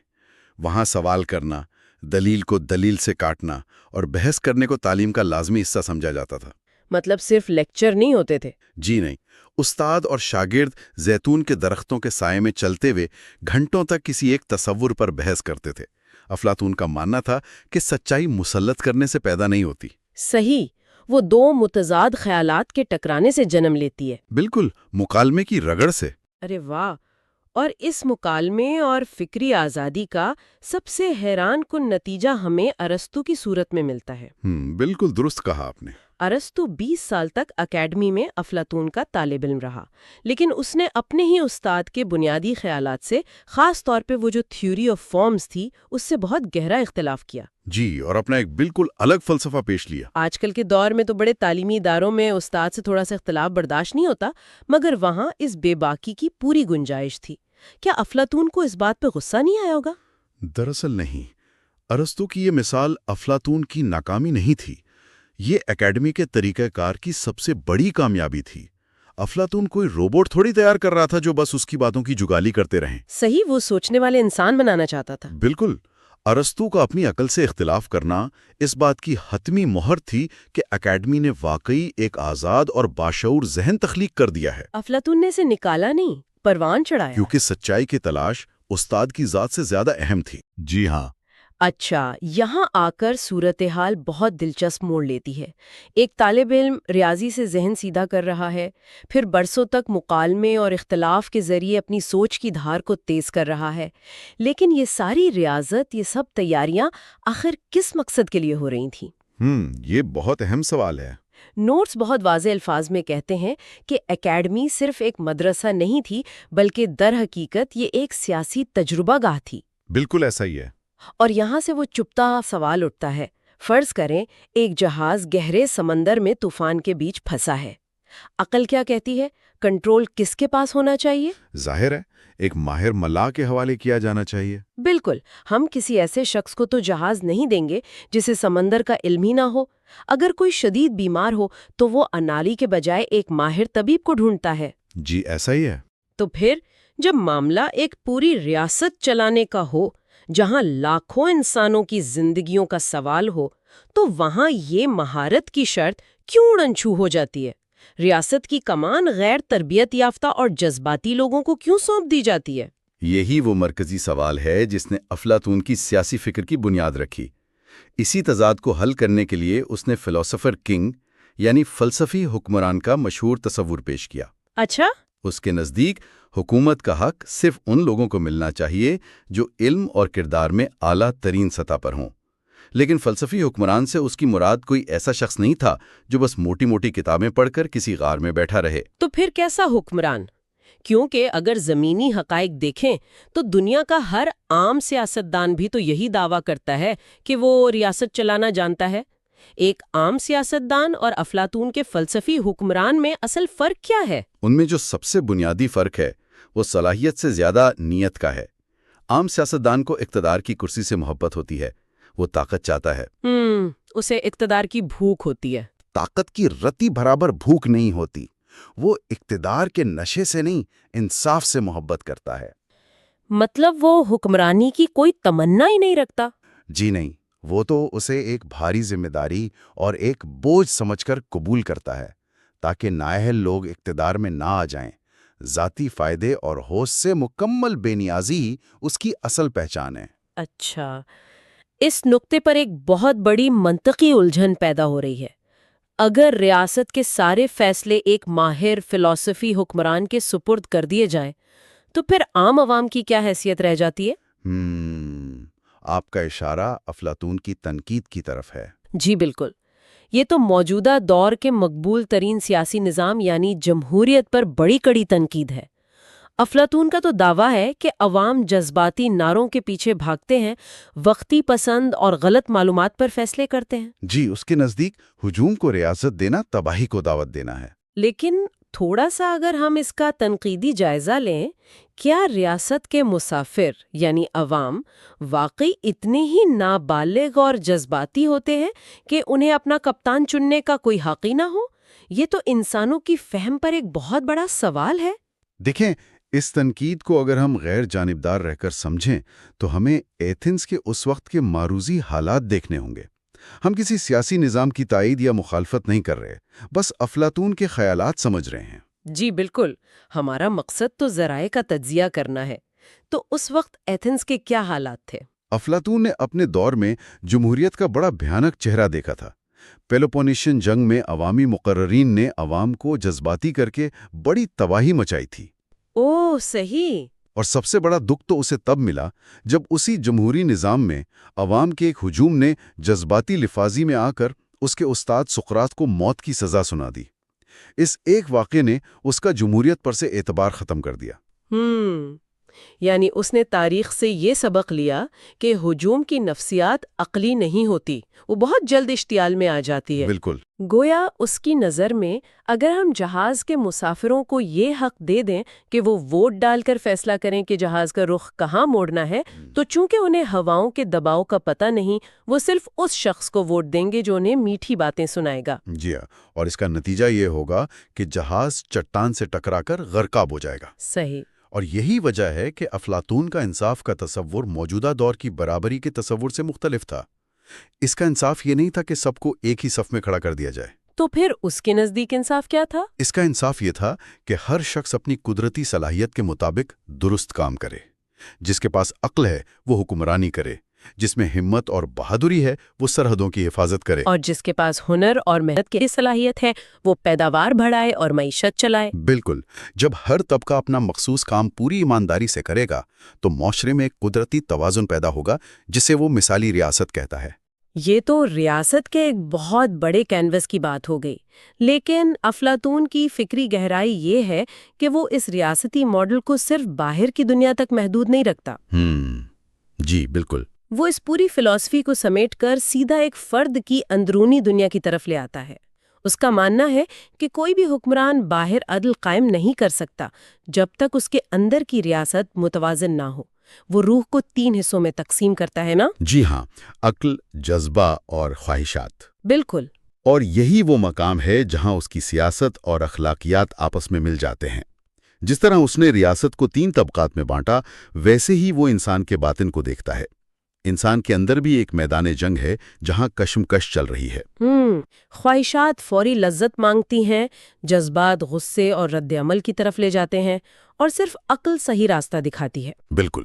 اس اندرونی کشمکش کو اگر ہم ایک جدید مثال سے سمجھیں تو فرض کریں ایک انسان کی زندگی ایک گاڑی کے سفر کی طرح ہے۔ اس سفر میں انسان کی عقل کو ڈرائیونگ سیٹ پر ہونا چاہیے، بہت خوب۔ جس کے ہاتھ میں گاڑی کا سٹیئرنگ ہے، اور جو انسان کا جذبہ ہے، یعنی ہمت، توانائی، غصہ، وہ دراصل اس گاڑی کا طاقتور انجن ہے۔ جی ہاں، بالکل درست۔ اور جو خواہشات ہیں، بھوک، دولت کی ہرس، لالچ، یہ وہ مسافر ہیں جنہیں گاڑی کی پچھلی سیٹ پر بٹھایا گیا ہے۔ اور اگر کوئی انسان پچھلی سیٹ کے مسافروں کو یعنی خواہشات کو ڈرائیونگ سیٹ پر بٹھا دے تو کیا ہوگا؟ تو پھر تو وہ فوری مزے کے چکر میں گاڑی سیدھی کسی کھائی میں گرا دیں گے، انسان مکمل برباد ہو جائے گا۔ اور اسی طرح اگر انجن یعنی جذبہ بے قابو ہو جائے اور عقل کی بریک کام نہ کرے تو انسان ایک جنگجو درندہ بن جائے گا جو سب کو کچل دے گا۔ صحیح بات ہے۔ توازن صرف اور صرف تبھی آئے گا جب عقل خاموشی سے اور سمجھداری سے گاڑی چلائے، جذبہ اسے آگے بڑھنے کی توانائی دے اور خواہشات پیچھے چپ چاپ بیٹھی رہیں۔ عقل کے تابع رہیں۔ بالکل، یہ گاڑی اور مسافروں کی تشبیہ بڑی زبردست تھی۔ یہی افلاطون کا حتمی ہدف تھا، عقل کی قیادت، جذبے کی معاونت اور خواہشات کا کنٹرول۔ ایک متوازن انسان وہی ہے جس میں یہ تینوں قوتیں اپنی اپنی جگہ پر درست کام کر رہی ہوں۔ تو اگر ہم اس تمام گفتگو کو سمیٹیں تو یہ بات بالکل واضح ہو جاتی ہے کہ اکیڈمی کا اصل مقصد کیا تھا۔ یہ کوئی ایسی فیکٹری تو تھی نہیں جہاں صرف سیاست کے داؤ پیچ سکھائے جاتے۔ جی نہیں، اس کا اصل ہدف فرد کے اندر یہی توازن پیدا کرنا تھا۔ بالکل، کیونکہ جب انسان کے اندر عقل کی حکمرانی ہوگی تبھی وہ ریاست میں انصاف قائم کر سکے گا۔ تو اس پوری بحث کا نچوڑ یہی ہے کہ اکیڈمی نے تاریخ میں پہلی بار یہ تصور دیا کہ علم حاصل کرنا محض حقائق کا ڈھیر جمع کرنا نہیں ہے۔ بے شک، عالم ہونے کا مطلب دنیا کے حالات کا علم ہونا نہیں ہے، بلکہ اپنے اندر عقل اور جذبے کا وہ کٹھن توازن قائم کرنا ہے جو ہمیں بہتر انسان بناتا ہے۔ اگر معاشرے کی خرابی، ناانصافی اور بدعنوانی ناقص تعلیم سے شروع ہوتی ہے تو علاج بھی صرف ایک بامقصد اور متوازن تعلیم ہی کے راستے سے آئے گا۔ علم کا مقصد صرف معیشت کا پہیہ چلانے والا پرزہ پیدا کرنا نہیں، بلکہ ایک باشعور ذہن بنانا ہے۔ جب تک ذہن کی اس گہری تعمیر پر توجہ نہیں دی جائے گی، ہم اس مثالی معاشرے سے کوسوں دور رہیں گے۔ اور آج کی اس نشست کے اختتام پر جب ہم اکیڈمی کے اس ریاضیاتی جم، مکالمے کی آزادی اور عقل کی حکمرانی کو دیکھتے ہیں تو یہاں ایک انتہائی اہم سوال جنم لیتا ہے۔ جی فرمائیے۔ افلاطون کی وہ پوری اکیڈمی انسان کی اندرونی خواہشات کو پچھلی سیٹ پر بٹھا کر عقل کو ڈرائیونگ سیٹ پر لانے کے لیے بنائی گئی تھی، لیکن اگر آج کے اس جدید تعلیمی نظام پر ہم ایک گہری نظر ڈالیں تو کیا موجودہ نظام واقعی سچ کی تلاش کرنے والے فلسفر اور عقل کے تابع انسان بنا رہا ہے؟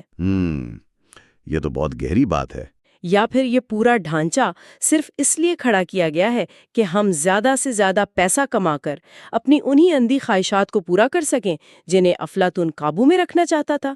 یہ واقعی سوچنے کا مقام ہے۔ جی بالکل، یہ ایک ایسا سوال ہے جو تاریخ کے اوراق سے نکل کر آج کے ہر سوچنے والے ذہن پر دستک دے رہا ہے۔ اس سوال پر ضرور غور کیجیے گا۔ ہمارے اس فکری مطالعے میں شامل رہنے کا بے حد شکریہ۔ بہت شکریہ۔ اگلے جائزے تک سچائی کی تلاش اور علم کا یہ سفر یوں ہی جاری رہنا چاہیے۔ کیا ہو اگر کوئی آپ سے یہ دعویٰ کرے کہ اس وقت جو کچھ بھی نظر آ رہا ہے، ہمارے ہاتھ، یہ کمرہ جس میں ہم بیٹھے ہیں، یا کھڑکی کے باہر کا آسمان، وہ سب کچھ مکمل طور پر ایک دھوکہ ہے؟ ایک بہت ہی چونکا دینے والا دعویٰ ہے۔ بالکل، مطلب کوئی حقیقی وجود نہیں رکھتا بلکہ محض ایک سایہ ہے۔ اور حیرت کی بات یہ ہے کہ آج سے لگ بھگ 2500 سال پہلے ایک مشہور یونانی فلسفی افلاطون نے بالکل یہی دعویٰ کیا تھا۔ ہاں، اور اس نے اس پر باقاعدہ دلائل بھی دیے۔ صحیح۔ تو آج کے اس تفصیلی جائزے میں ہم ایک بہت ہی زبردست تحریر کو کھنگالنے والے ہیں جس کا نام ہے دا شیڈو اینڈ دا سن۔ اور ہمارا مقصد یہ جاننا ہے کہ حقیقت کیا ہے اور جو دنیا ہمیں اتنی ٹھوس لگتی ہے وہ ایک سراب کیوں ہو سکتی ہے؟ یہ ایک بہت ہی گہرا اور میں کہوں گا کہ بے چین کر دینے والا موضوع ہے، کیونکہ انسان کی فطرت ہے کہ وہ مستقل چیزوں کو سچ ماننا چاہتا ہے۔ ہاں، ہم چاہتے ہیں کہ چیزیں تبدیل نہ ہوں۔ بالکل، لیکن جب ہم اپنے ارد گرد دیکھتے ہیں اس طبعی دنیا میں، تو ہر چیز زوال پذیر نظر آتی ہے۔ آپ دیکھیں، ایک مضبوط عمارت وقت کے ساتھ کھنڈر بن جاتی ہے، اونچے پہاڑ موسموں کی سختی سے کٹ کر مٹی ہو جاتی ہیں۔ انسان بھی تو جوان ہو کر بوڑھے ہوتے ہیں اور پھر ختم ہو جاتے ہیں نا؟ 100% درست بات ہے۔ یہاں تک کہ بڑی بڑی سلطنتیں اور ان کے بنائے ہوئے قانون بھی وقت کے ساتھ مٹ جاتے ہیں۔ تو افلاطون کا فلسفہ اسی تضاد سے جنم لیتا ہے۔ وہ کیا سوال اٹھاتا ہے اس پر؟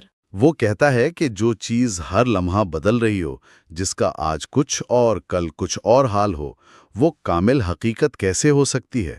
مطلب سچائی کی تعریف ہی یہ ہونی چاہیے کہ وہ دائمی ہوں۔ اس پر تو وقت کا کوئی اثر نہیں ہونا چاہیے نا؟ بالکل۔ اس لیے افلاطون کے نزدیک یہ مادی دنیا حتمی حقیقت ہو ہی نہیں سکتی، یہ محض ایک عارضی گزرگاہ ہے۔ تو اگر یہ دنیا جسے ہم اپنے تمام حواس سے محسوس کر سکتے ہیں حتمی سچ نہیں ہے، تو پھر وہ دائمی حقیقت کہاں موجود ہے؟ یہی تو اصل معمہ ہے جو اس نے حل کرنے کی کوشش کی۔ سب کچھ ہے، جو چیز ہم دیکھ نہیں سکتے، چھو نہیں سکتے، اس پر یقین کرنا واقعی بہت مشکل ہے۔ ہاں، یہ ہر انسان کا بنیادی مسئلہ ہے۔ تو اس مشکل کو حل کرنے کے لیے ہماری آج کی اس تحریر میں افلاطون کے مشہور نظریہ مثل، یا جسے ہم تھیوری آف فارمز کہتے ہیں، اس کا ذکر کیا گیا ہے۔ بالکل، یہ اس کے پورے فلسفے کی بنیاد ہے۔ تو اس تصور کو پڑھتے ہوئے میرے ذہن میں ایک خاکہ سا بن رہا تھا۔ مجھے نہیں معلوم کہ یہ اس پیچیدہ نظریے کو پوری طرح سمجھا پائے گا یا نہیں، لیکن کیا ہم اسے اس طرح سمجھ سکتے ہیں کہ جی بتائیں۔ فرض کریں رات کا وقت ہے اور ہم کسی جھیل کے کنارے کھڑے ہیں جس کے پانی میں پورے چاند کا عکس نظر آ رہا ہے۔ اب پانی کی لہروں کی وجہ سے وہ عکس مسلسل ہل رہا ہے، کبھی ٹوٹتا ہے، کبھی دھندلا ہو جاتا ہے۔ بہت خوبصورت مثال ہے۔ اب اگر کوئی شخص ساری زندگی صرف اس پانی کو ہی دیکھتا رہے تو وہ یہی سمجھے گا کہ چاند ایک ایسی چیز ہے جو کانپتی ہے، بکھرتی ہے اور غیر مستقل ہے، لیکن اصل چاند تو آسمان پر کامل حالت میں موجود ہے نا؟ تو کیا افلاطون یہی سمجھانے کی کوشش کر رہا ہے کہ ہم اس ٹوٹتے ہوئے عکس کو ہی کائنات سمجھ بیٹھے ہیں؟ کیا بات ہے! یہ تمثیل اس تصور کو سمجھنے کے لیے واقعی بہت مددگار ہے۔ اور اگر ہم اسے مزید گہرائی میں جا کر دیکھیں تو افلاطون کے ہاں جو مثل یا فارمز کا تصور ہے وہ محض مادی چیزوں کے عکس تک محدود نہیں ہے۔ اچھا، تو پھر اور کن چیزوں پر لاگو ہوتا ہے یہ؟ وہ اسے تجریدی تصورات پر بھی لاگو کرتا ہے، جیسے کہ انصاف، خوبصورتی یا نیکی۔ اب آپ دیکھیں، ہم اپنی روزمرہ زندگی میں جو انصاف دیکھتے ہیں، مثال کے طور پر عدالتوں کے فیصلے، وہ کبھی بھی 100% کامل نہیں ہوتے۔ ہاں، ان میں خامیاں ہوتی ہیں، کچھ تعصبات بھی شامل ہوتے ہیں نا؟ بالکل۔ اسی طرح ہم جو خوبصورت چہرے دیکھتے ہیں، ان کی خوبصورتی بھی تو وقت کے ساتھ ماند پڑ جاتی ہے۔ صحیح۔ افلاطون کا استدلال یہ ہے کہ ہم نامکمل انصاف کو دیکھ کر یہ کیسے پہچان لیتے ہیں کہ یہ نامکمل ہے۔ ہم کسی چیز کو خوبصورت کہتے ہوئے اس کا موازنہ کس چیز سے کر رہے ہوتے ہیں؟ یہ تو بہت سوچنے والی بات ہے۔ ہمارے ذہن میں کوئی معیار تو ہوتا ہوگا پہلے سے۔ 100%۔ اور اس کا جواب وہ یہ دیتا ہے کہ ان تمام چیزوں کی ایک کامل، بے عیب اور دائمی شکل ایک دوسری غیر مادی سطح پر موجود ہے، جسے وہ عالم مثل کہتا ہے۔ مطلب ایک الگ ہی دنیا ہے، پرفیکٹ آئیڈیاز۔ جی ہاں، اس دنیا کا ہر خوبصورت چہرہ یا ہر منصفانہ عمل اس عالم مثل میں موجود کامل حسن یا کامل انصاف کا محض ایک دھندلا سا سایہ ہے، اور انسان کی مشکل یہ ہے کہ وہ سائے کو پکڑ لیتا ہے اور انہی نامکمل چیزوں میں کمال تلاش کرتا ہے، جو کہ ممکن ہی نہیں ہے نا؟ بالکل ناممکن ہے۔ تو اگر کامل حقیقت کہیں اور موجود ہے اور یہ دنیا صرف ایک سایہ ہے، تو ایک بہت بڑا سوال پیدا ہوتا ہے، انسان ان سایوں کے پیچھے بھاگتا ہی کیوں ہے؟ ہاں، وہ اس دھوکے سے نکل کیوں نہیں پاتا؟ وہ اس دھوکے کو حقیقت کیوں سمجھتا ہے؟ اور اس المیے کو واضح کرنے کے لیے فراہم کردہ مواد میں افلاطون کی ایک بہت ہی طاقتور اور مشہور مثال کا حوالہ دیا گیا ہے، جسے ہم غار کی تمثیل کہتے ہیں۔ ایلیگری آف دا کیو، یہ فلسفے کی تاریخ کی سب سے مشہور مثالوں میں سے ایک ہے۔ بالکل، اور یہ ایک ایسی منظر کشی ہے جو سننے میں کسی پرانی دیومالی کہانی جیسی لگتی ہے، لیکن اس کے اندر انسانی نفسیات کا پورا نچوڑ موجود ہے۔ ہاں، اس کی تفصیلات پر غور کرنا بہت ضروری ہے، کیونکہ یہ محض ایک کہانی نہیں ہے، تصور کریں کہ ایک بہت گہرا زیر زمین غار ہے جس میں کچھ قیدی اپنی پیدائش سے ہی قید ہیں۔ مطلب بچپن سے ہی انہوں نے کچھ اور دیکھا ہی نہیں؟ بالکل کچھ نہیں، اور وہ اس طرح زنجیروں میں جکڑے ہوئے ہیں کہ وہ صرف سامنے کی ایک دیوار کو دیکھ سکتے ہیں، وہ اپنی گردن تک دائیں بائیں نہیں موڑ سکتے۔ اوہ، کتنی خوفناک بات ہے۔ اب ان کے پیچھے کچھ فاصلے پر تھوڑی اونچائی پر ایک آگ جل رہی ہے۔ اس آگ اور قیدیوں کے درمیان ایک راستہ ہے جہاں سے مختلف لوگ چیزوں، جانوروں اور انسانوں کے مجسمے اٹھا کر گزرتے ہیں۔ تو آگ کی روشنی کی وجہ سے ان مجسموں کے سائے اس سامنے والی دیوار پر پڑ رہے ہوں گے؟ بالکل صحیح سمجھی آپ۔ اور جب وہ لوگ آپس میں بات کرتے ہیں تو غار میں گونج پیدا ہوتی ہے، تو قیدیوں کو لگتا ہے کہ یہ آوازیں ان سایوں سے آ رہی ہیں۔ تو ظاہر ہے ان قیدیوں نے پیدا ہونے کے بعد سے اس دیوار پر ناچتے سایوں کے علاوہ کچھ دیکھا ہی نہیں، تو ان کی پوری کائنات یہی سائے بن گئے۔ 100%۔ وہ انہی سایوں پر بحث کرتے ہیں، ان کی حرکات کو سمجھنے کی کوشش کرتے ہیں، اور پھر افلاطون کہتا ہے کہ ایک دن ان میں سے ایک قیدی کی زنجیریں کسی طرح کھل جاتی ہیں۔ پھر کیا ہوتا ہے؟ اسے مجبور کیا جاتا ہے کہ وہ مڑے اور آگ کی طرف دیکھے۔ پہلے تو روشنی اس کی آنکھوں کو اندھا کر دیتی ہے، اسے شدید درد ہوتا ہے۔ ظاہر ہے اندھیرے کے عادی کے لیے روشنی تکلیف دہ ہوتی ہے۔ ہاں، لیکن پھر اسے آہستہ آہستہ غار سے باہر لایا جاتا ہے۔ جب وہ پہلی بار سورج کی روشنی کو، اصل درختوں کو، پانیوں کو دیکھتا ہے تو اسے ایک گہرا صدمہ پہنچتا ہے۔ لیکن پھر وہ جان لیتا ہے کہ غار کی وہ دیوار اور سائے کتنا بڑا دھوکہ تھے، ہے نا؟ بالکل، وہ اصل سچائی سے روشناس ہو جاتا ہے۔ اب دیکھیں، یہاں مجھے اس کہانی کے اگلے حصے پر ایک سنجیدہ اختلاف نظر آ رہا ہے۔ تحریر میں یہ بتایا گیا ہے کہ جب وہ قیدی واپس غار میں جاتا ہے اور اپنے ساتھیوں کو بتاتا ہے کہ وہ سائے حقیقت نہیں ہے، تو وہ اس کا مذاق اڑاتے ہیں۔ ہاں، اور افلاطون تو یہاں تک کہتا ہے کہ وہ شاید غصے میں آ کر اس قیدی کی جان بھی لے لیں۔ اور افلاطون اس سے یہ نتیجہ نکالتا ہے کہ انسان سچائی کا دشمن ہے۔ لیکن کیا واقعی ایسا ہے؟ آپ کے خیال میں ایسا نہیں ہے؟ میرا مطلب ہے، اگر کسی شخص کو برسوں اندھیرے میں رکھنے کے بعد اچانک باہر نکالا جائے تو روشنی اس کی آنکھوں میں چبھے گی نا۔ وہ قیدی واپس اس لیے نہیں جانا چاہتا کہ اسے حقیقت سے نفرت ہے، بلکہ شاید وہ اس روشنی کا صدمہ اور درد برداشت نہیں کر پا رہا۔ یہ ایک بہت دلچسپ نقطہ ہے نا؟ یہ سچ سے نفرت کا معاملہ تھوڑی ہے، یہ تو ایک خالصتاً جسمانی اور نفسیاتی تکلیف کا قدرتی رد عمل ہے۔ کیا افلاطون انسانوں کو جانچنے میں تھوڑا زیادہ ہی تلخ نہیں ہو گیا؟ دیکھیں، اس اختلاف کی بنیاد دراصل وہ نفسیاتی کیفیت ہے جس کا افلاطون نے بہت گہرائی سے مشاہدہ کیا تھا۔ یہ بات درست ہے کہ روشنی آنکھوں کو چبھتی ہے اور یہ تکلیف دہ عمل ہے۔ تو پھر افلاطون اسے دشمنی کیوں کہتا ہے؟ کیونکہ افلاطون اسے محض ایک وقتی صدمہ نہیں سمجھتا۔ اس کے نزدیک یہ درد اس پوری مزاحمت کی علامت ہے جو انسان اپنے عقائد کے ٹوٹنے پر محسوس کرتا ہے۔ اچھا، مطلب وہ اپنے بنے بنائے نظریات نہیں چھوڑنا چاہتے؟ بالکل، غار کے اندر موجود قیدیوں کا مسئلہ صرف یہ نہیں ہے کہ انہیں سچ نظر نہیں آ رہا، مسئلہ یہ ہے کہ انہوں نے ان سایوں کے گرد اپنا ایک پورا معاشرتی ڈھانچہ قائم کر لیا ہے۔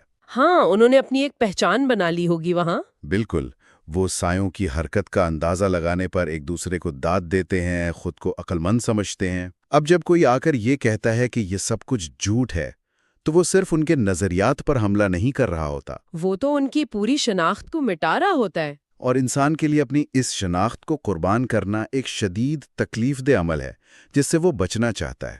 غار کا اندھیرا اسے مانوس لگتا ہے، وہاں اسے سوچنے کی زحمت نہیں کرنی پڑتی۔ انسان واقعی عادت کا غلام ہوتا ہے۔ بالکل، تو افلاطون کا استدلال یہ ہے کہ انسان کا المیہ یہ ہے کہ وہ اس تکلیف دہ ارتقائی عمل سے گزرنے کے بجائے اپنے آرام دہ وہم کے اندر رہنا پسند کرتا ہے۔ تو اگر انسان اپنے ان مانوس وہموں اور اس آرام دہ اندھیرے میں اتنا ہی خوش ہے تو پھر اس بند گلی سے باہر نکلنے کا راستہ کیا ہے؟ یہ ایک بہت اہم سوال ہے کہ آخر تبدیلی کیسے آئے گی؟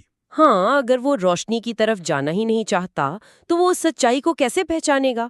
اور یہ سوال ہمیں مواد کے اگلے اہم حصے کی طرف لے جاتا ہے جو علم کی حقیقت اور انسانی روح پر بحث کرتا ہے۔ افلاطون کا تعلیم کا نظریہ آج کے تصورات سے بالکل مختلف ہے۔ بالکل. ہم آج کل تعلیم کو کیسے دیکھتے ہیں؟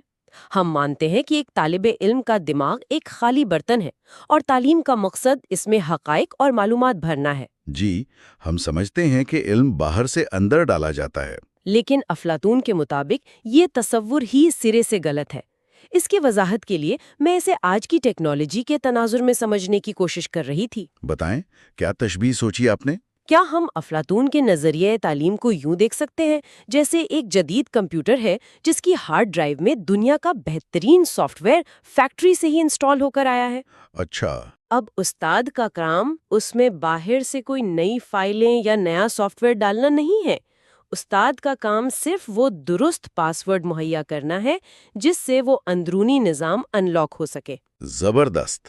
اور پھر کمپیوٹر وہ کام کر سکے جس کی صلاحیت اس میں پہلے سے موجود تھی. کیا افلاطون کے نزدیک علم کا حصول کچھ ایسا ہی ہے؟ یہ ایک بہت برمحل تشبیہ ہے، بہت عمدہ۔ افلاطون کا نظریہ علم، جسے وہ یاد دہانی کا عمل کہتا ہے، بالکل اسی اصول پر کام کرتا ہے۔ یاد دہانی کا عمل مطلب ہم بس چیزیں یاد کر رہے ہوتے ہیں؟ ہاں، افلاطون کے نزدیک انسان محض گوشت پوشت کا عارضی جسم نہیں ہے، اس کے اندر ایک غیر فانی روح موجود ہے، اور یہ روح اس مادی دنیا میں پیدا ہونے سے پہلے اسی عالم مثل کا حصہ تھی جہاں تمام حقیقتیں کامل ترین شکل میں موجود ہیں۔ او، تو روح پہلے سے ان سب چیزوں کو جانتی ہے؟ بالکل، اس روح نے کامل انصاف کو، حسن کو اور سچائیوں کو دیکھا ہوا ہے، لیکن جب یہ روح اس مادی جسم کے اندر قید ہوتی ہے تو پیدائش کے صدمے کی وجہ سے وہ ان بلند حقیقتوں کو بھول جاتی ہے۔ تو مطلب دنیا میں علم حاصل کرنا کوئی نئی چیز سیکھنا نہیں ہے بلکہ اپنی بھولی ہوئی یادداشت کو واپس لانا ہے۔ جی، استاد کا کام یہ نہیں ہے کہ وہ طالب علم کی آنکھوں میں روشنی ڈالے، کیونکہ بصارت کی صلاحیت تو طالب علم میں پہلے سے ہے۔ استاد کا کام صرف طالب علم کے چہرے کو سایوں سے ہٹا کر اس روشنی کی طرف موڑنا ہے۔ کیا بات ہے! اور جب ہم کسی انتہائی خوبصورت چیز کو دیکھتے ہیں یا کسی نیک عمل کو دیکھتے ہیں اور ہمارے اندر ایک عجیب سی کسک پیدا ہوتی ہے، تو دراصل اس لیے ہوتی ہے کیونکہ روح کو اپنا پرانا کھویا ہوا گھر یاد آنے لگتا ہے۔ مطلب روح اپنا وہ ان لاک پاس ورڈ پہچاننے لگتی ہے نا؟ بالکل درست۔ علم کا اصل مطلب ہی روح کی آنکھ کا کھلنا ہے۔ یہ تو واقعی ایک مسحور کن تصور ہے، لیکن اگر ہم اسے روزمرہ زندگی پر لاگو کریں تو ایک بہت بڑا تضاد نظر آتا ہے۔ وہ کیسے؟ دیکھیے، اگر انسانی روح کے اندر تمام اعلیٰ حقیقتیں، انصاف اور اچھائی پہلے سے موجود ہیں تو پھر ہمارے ارد گرد اس قدر ظلم اور برائی کیوں ہے؟ برائی کا وجود۔ ہاں نا، اگر ہر انسان کی روح سچ کو جانتی ہے تو لوگ جان بوجھ کر دوسروں کا حق کیوں مارتے ہیں؟ یہیں سے یہ مواد افلاطون کی اخلاقیات اور ایک متوازن زندگی کی طرف مڑتا ہے۔ برائی کی موجودگی کا یہ سوال صدیوں سے فلسفیوں کے لیے ایک معمہ رہا ہے، اور افلاطون اس کا ایک بہت غیر روایتی جواب دیتا ہے۔ وہ کیا کہتا ہے؟ اس کا دعویٰ ہے کہ برائی کی بنیاد بدنیتی نہیں بلکہ جہالت ہے۔ وہ یہ مانتا ہے کہ کوئی بھی انسان کبھی بھی جان بوجھ کر برائی کا انتخاب اس لیے نہیں کرتا کیونکہ وہ برائی ہے۔ تو پھر کیوں کرتا ہے؟ وہ ہمیشہ اس چیز کا انتخاب کرتا ہے جو اسے لگتا ہے کہ اس کے لیے اچھی یا فائدہ مند ہے۔ مسئلہ یہ ہے کہ غار کے اندھیرے میں رہنے کی وجہ سے وہ اچھائی کے سائے کو ہی اصل اچھائی سمجھ بیٹھتا ہے۔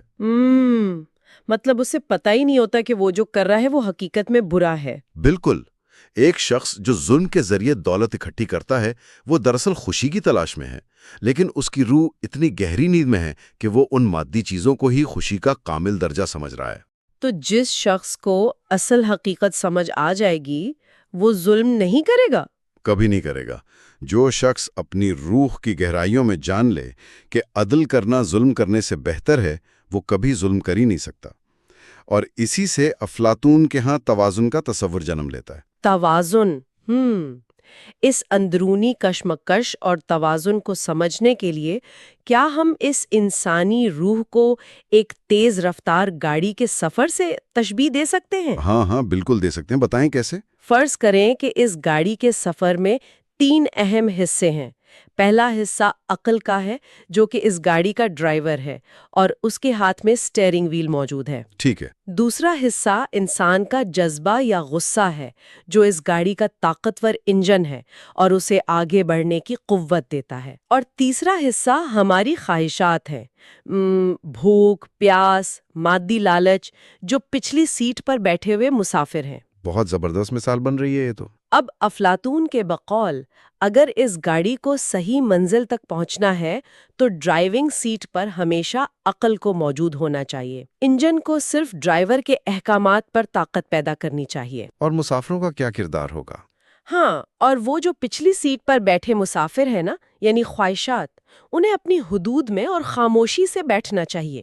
لیکن اگر یہ مسافر بغاوت کر دیں، پچھلی سیٹ سے اچھل کر ڈرائیور کو پیچھے دھکیل دیں اور سٹیئرنگ وہیل پر قبضہ کر لیں تو گاڑی کا تباہ ہونا طے ہے۔ بالکل طے ہے۔ یا اگر انجن ہی بے قابو ہو جائے، یعنی غصہ عقل پر حاوی ہو جائے، تو گاڑی رفتار تو پکڑے گی لیکن کسی کھائی میں جا گرے گی۔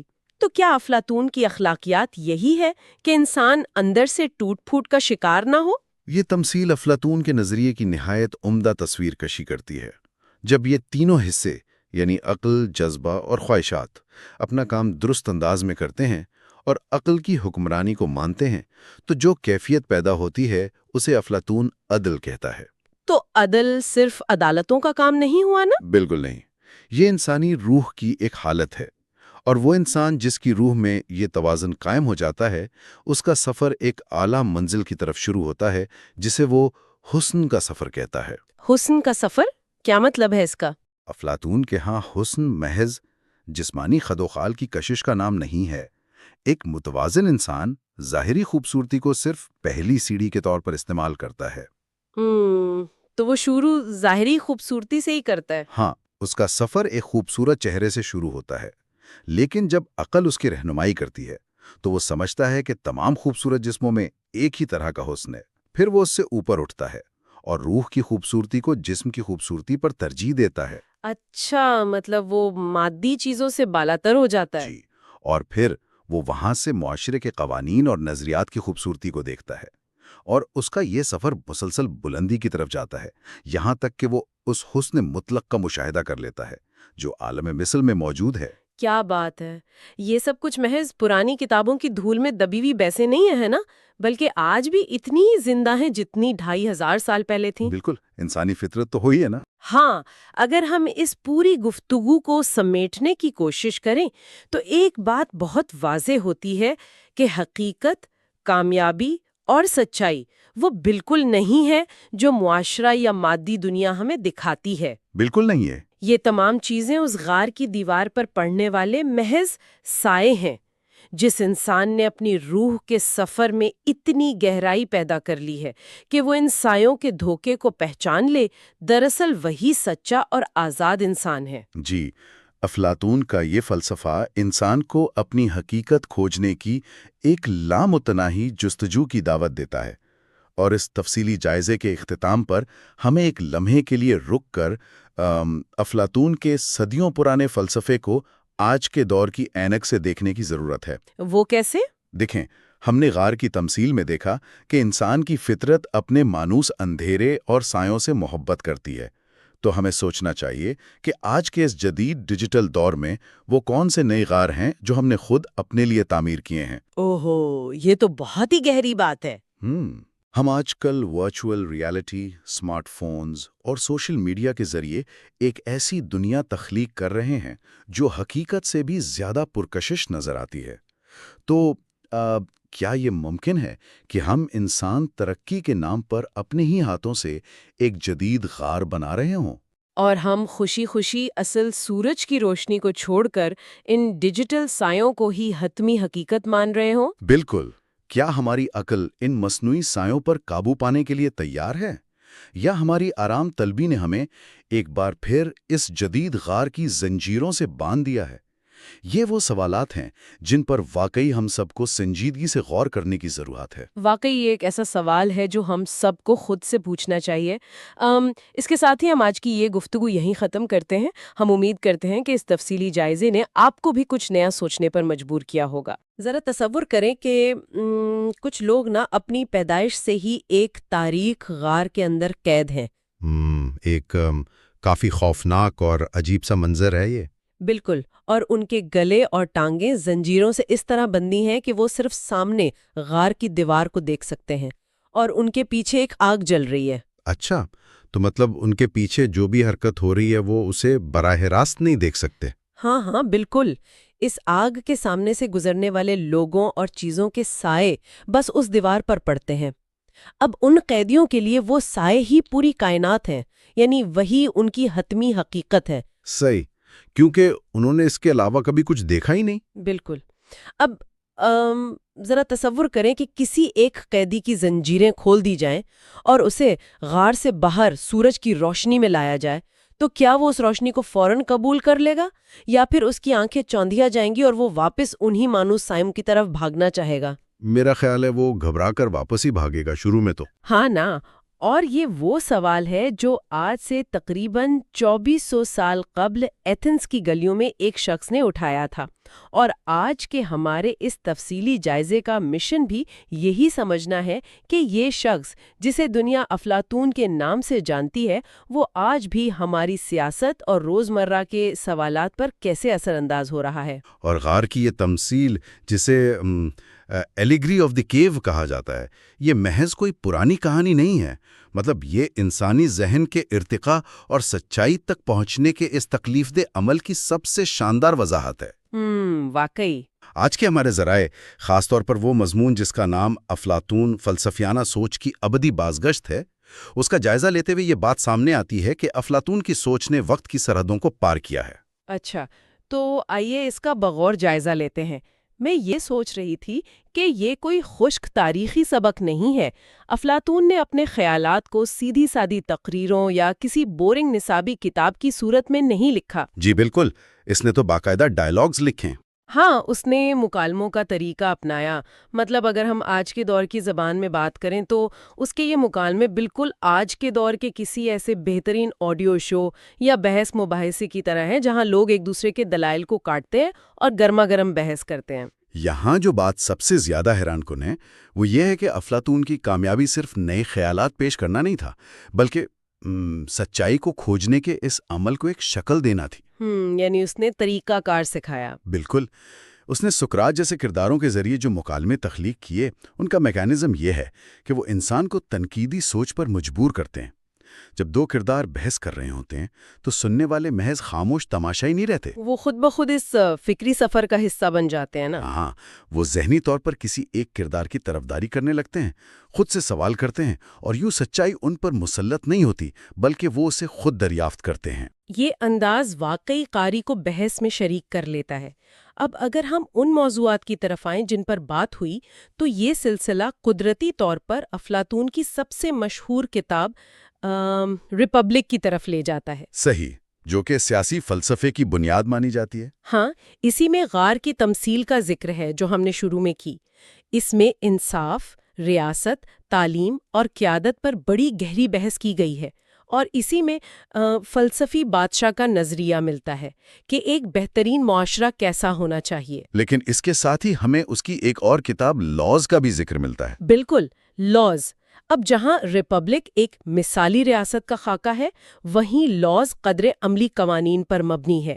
یہ دونوں کتابیں بظاہر ایک ہی شخص نے لکھی ہیں، مگر ان کا مزاج کافی مختلف محسوس ہوتا ہے۔ دیکھیں، اس فرق کی ایک بہت ٹھوس وجہ ہے۔ ریپبلک میں افلاطون اس سوال کا جواب تلاش کر رہا ہے کہ حتمی اور مکمل انصاف کیا ہے۔ وہ ایک ایسے معاشرے کا خواب دیکھتا ہے جو مکمل طور پر عقل کے تابع ہوں۔ مطلب جذبات کی وہاں کوئی خاص جگہ نہیں تھی۔ لیکن جب وہ لاز لکھتا ہے تو بات کچھ اور ہوتی ہے نا۔ ہاں، زندگی کے آخری حصے میں جب اس نے لاز لکھی تو اس کا لہجہ بدل چکا تھا۔ وہ تسلیم کرتا ہے کہ انسانوں کو مکمل طور پر جذبات سے پاک نہیں کیا جا سکتا، اس لیے وہ حکمرانوں کی طاقت کو قانون کی حکمرانی سے بدل دیتا ہے۔ اچھا، اس بات کو سمجھنے کے لیے میرے ذہن میں ایک تشبیہ آ رہی ہے۔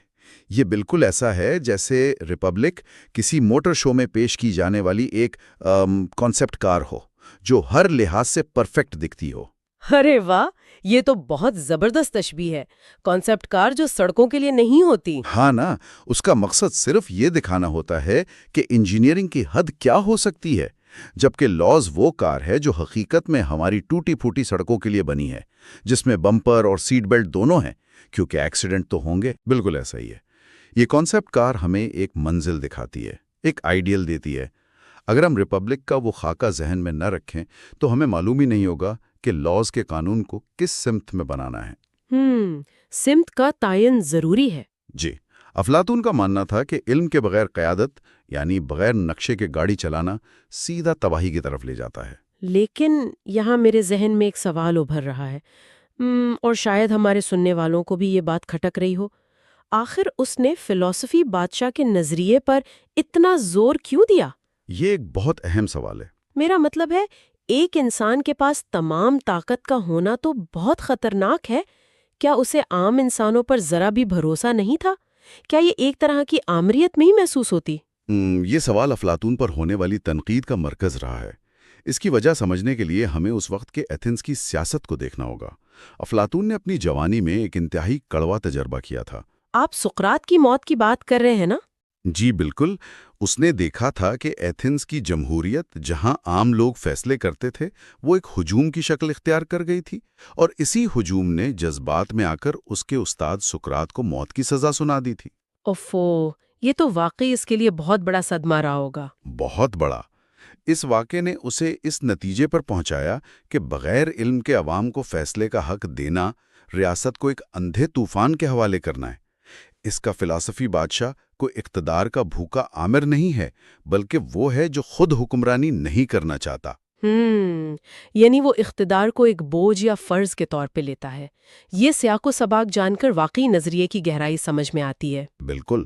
لیکن دیکھیں، ایک مثالی ریاست کی تعمیر صرف قوانین سے تو نہیں ہوتی، اس میں رہنے والے انسانوں کے جذبات بھی تو ہیں۔ اگر ہم سیاست سے پرے ہٹیں تو یہاں بات واقعی بہت دلچسپ ہو جاتی ہے۔ ہاں، خاص طور پر اس کے ڈائیلاگ سمپوزیم میں۔ بالکل، سمپوزیم میں محبت اور انسانی کشش پر گہری گفتگو ہے۔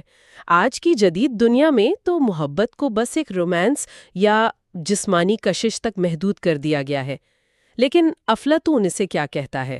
افلاطون کے ہاں محبت دراصل سچائی کی تلاش کا ایک ذریعہ ہے۔ وہ سمپوزیم میں لیڈر آف لو یا محبت کی ایک سیڑھی کا تصور پیش کرتا ہے۔ ارے، محبت کی سیڑھی؟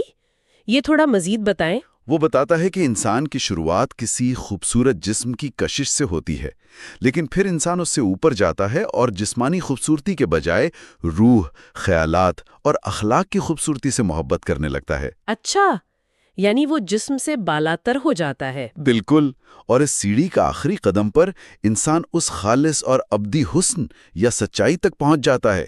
محبت وہ ایندھن ہے جو روح کو غار کے اندھیرے سے روشنی کی طرف دھکیلتی ہے۔ ارے واہ، یہ تو محبت کی کتنی گہری اور روحانی تعریف ہے۔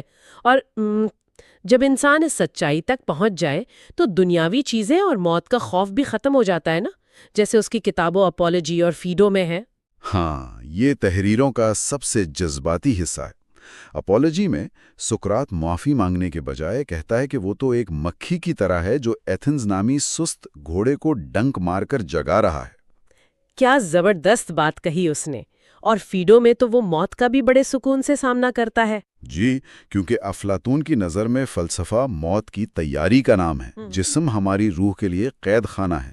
جب مفکر سچائی کی تلاش میں غرق ہوتا ہے تو موت اس کے لیے خوفناک نہیں رہتی، بلکہ روح کی آزادی کا لمحہ بن جاتی ہے۔ واقعی انسان کو اندر تک ہلا دیتی ہے یہ بات۔ اور اتنے عظیم خیالات ظاہر ہے صرف یونان تک تو محدود نہیں رہ سکتے تھے۔ اگلا حصہ اسی فکری لہر کے پھیلاؤ کا ہے کہ کیسے یہ سوچ سرحدیں پار کر گئی۔ بالکل، اور سب سے پہلے تو اس کا اپنا شاگرد ارسطو ہی تھا جس نے اگرچہ اختلاف کیا مگر بنیاد وہی رکھی۔ ہاں، اور پھر یہ خیالات یونان سے روم، یورپ اور خاص طور پر اسلامی دنیا میں آئے۔ الفارابی اور ابن سینا نے بھی تو اس سے رہنمائی لی نا؟ جی، جب الفارابی نے ایک مثالی ریاست مدینۃ الفاضلہ کا تصور پیش کیا تو اس کی بنیاد افلاطون کا فلسفی بادشاہی تھا۔ اس نے کہا کہ جو مقام ریاست میں فلسفی بادشاہ کا ہے وہی مقام اسلامی نقطہ نظر سے ایک نبی یا امام کا ہے۔ اور ابن سینا نے روح کی ابدیت کے لیے افلاطون سے استفادہ کیا۔ یہاں مجھے ایک اور جدید تشبیہ یاد آ رہی ہے۔ یہ بالکل کسی اوپن سورس سافٹ ویئر کی طرح نہیں ہے۔ اچھا، اوپن سورس سافٹ ویئر کیسے؟ مطلب افلاطون نے گویا ایک بنیادی کوڈ بنا دیا، اور بعد میں ارسطو، الفارابی اور ابن سینا جیسے شاندار ڈیولپرز نے اسی کوڈ کو استعمال کرتے ہوئے اپنے اپنے نئے آپریٹنگ سسٹمز تیار کر لیے۔ ارے واہ، یہ تشبیہ بالکل درست بیٹھتی ہے۔ اگر ہم اسے بڑی تصویر سے جوڑیں تو افلاطون کی سوچ پر کسی ایک خطے کی اجارہ داری نہیں رہی۔ بنیادی سوالات ہر ثقافت میں ایک جیسے ہی رہتے ہیں۔ بالکل ایسا ہی ہے۔ تو اس سب کا آخر مطلب کیا ہے؟ جہاں اتنی بڑی میراث ہو وہاں ظاہر ہے تنقید بھی ہوگی۔ ناقدین کہتے ہیں کہ یہ فلسفی حکمران کا نظریہ بذات خود خطرناک ہو سکتا ہے۔ اور خاص طور پر جدید جمہوری ناقدین تو اس پر بہت اعتراض کرتے ہیں۔ کارل پاپڑ نے تو افلاطون کو کھلے معاشرے کا دشمن تک قرار دے دیا تھا۔ ہاں نا، کیونکہ اگر آپ چند لوگوں کو یہ سرٹیفکیٹ دے دیں کہ بس وہی دانا ہے تو اس سے تو ایک طرح کی آمیریت یا ٹوٹیلیٹیرین نظام پیدا ہو سکتا ہے۔ کیا انسانوں سے اتنی سخت توقعات رکھنا ممکن ہے؟ یہ تنقید بالکل جائز ہے۔ ناقدین کا کہنا ہے کہ افلاطون کی مثالی ریاست میں عوام کی آزادی کی کوئی گنجائش نہیں تھی۔ وہ نظم و ضبط کے لیے ہم آہنگی اس حد تک چاہتا تھا کہ ہر طرح کا اختلاف اسے ریاست کے لیے زہر لگتا تھا۔ یعنی آزادی بمقابلہ نظم و ضبط کی جنگ۔ تو پھر ان تمام تر تنقیدوں کے باوجود وہ کون سی چیز ہے جو آج بھی افلاطون کو اتنا متعلقہ بناتی ہے؟ اس کا جواب ان سوالات میں ہے جو اس نے کھڑے کیے اور جن سے ہم آج بھی الجھ رہے ہیں۔ جیسے کہ کیا قیادت مقبول لوگوں کے پاس ہونی چاہیے یا دانا لوگوں کے پاس؟ بالکل۔ آج کی جمہوریتوں میں ہم دیکھتے ہیں کہ جھوٹے وعدوں سے لوگ اقتدار میں آ جاتے ہیں، تو افلاطون کا عوام پر وہ عدم اعتماد ہمیں دوبارہ سوچنے پر مجبور کرتا ہے۔ ہاں، اور یہ بھی کہ کیا انصاف صرف قانون سے آتا ہے یا اخلاقی تربیت سے؟ اور تعلیم کا مقصد کیا ہے؟ کیا ہم صرف روزگار کمانے کی مشینیں بن رہے ہیں؟ صحیح کہا آپ نے۔ یہ سوالات اتنے تازہ ہیں کہ محسوس ہی نہیں ہوتا 2000 سال پرانے ہیں۔ اور خاص طور پر اگر آج کے سوشل میڈیا کے دور کی بات کریں، کیا ہم علم کے بجائے محض ان لوگوں کو اپنا لیڈر نہیں مان رہے جن کے فالوورز زیادہ ہیں؟ ہم مقبولیت کو ہی سچائی سمجھ رہے ہیں۔ اور یہی وہ مقام ہے جہاں افلاطون ہمیں تنقیدی سوچ کی دعوت دیتا ہے۔ جب بھی ہم اس معلوماتی شور میں حقیقی انصاف یا سچائی تلاش کرتے ہیں تو ہم دراصل افلاطون ہی کی آواز کی بازگشت سن رہے ہوتے ہیں۔ یہ بات واقعی کمال ہے۔ تو اس سارے تفصیلی جائزے کا نچوڑ یہ ہے کہ افلاطون نے ہمیں صرف جوابات نہیں دیے بلکہ اندھیرے سے روشنی کی طرف جانے کا ایک فریم ورک دیا ہے۔ بالکل، ایک ایسا راستہ جو آج بھی ہمارے فکری ڈی این اے میں شامل ہے۔ اور ہمارے سننے والوں کے لیے اس سفر کا مقصد صرف تاریخ پڑھنا نہیں تھا بلکہ یہ سمجھنا تھا کہ آج جب ہم جھوٹی معلومات کے سیلاب میں سچ تلاش کرتے ہیں تو ہم اسی فکری زنجیر کا حصہ ہوتے ہیں۔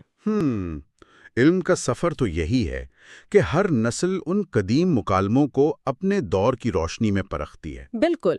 اب جبکہ ہم اس معلوماتی سفر کے اختتام پر ہیں، میں سننے والوں کو ایک نئے خیال کے ساتھ چھوڑنا چاہتی ہوں۔ ذرا تصور کریں، اگر افلاطون آج کے اس اسمارٹ فونز اور سوشل میڈیا کے دور میں کوئی مکالمہ لکھتا تو کردار کون ہوتے؟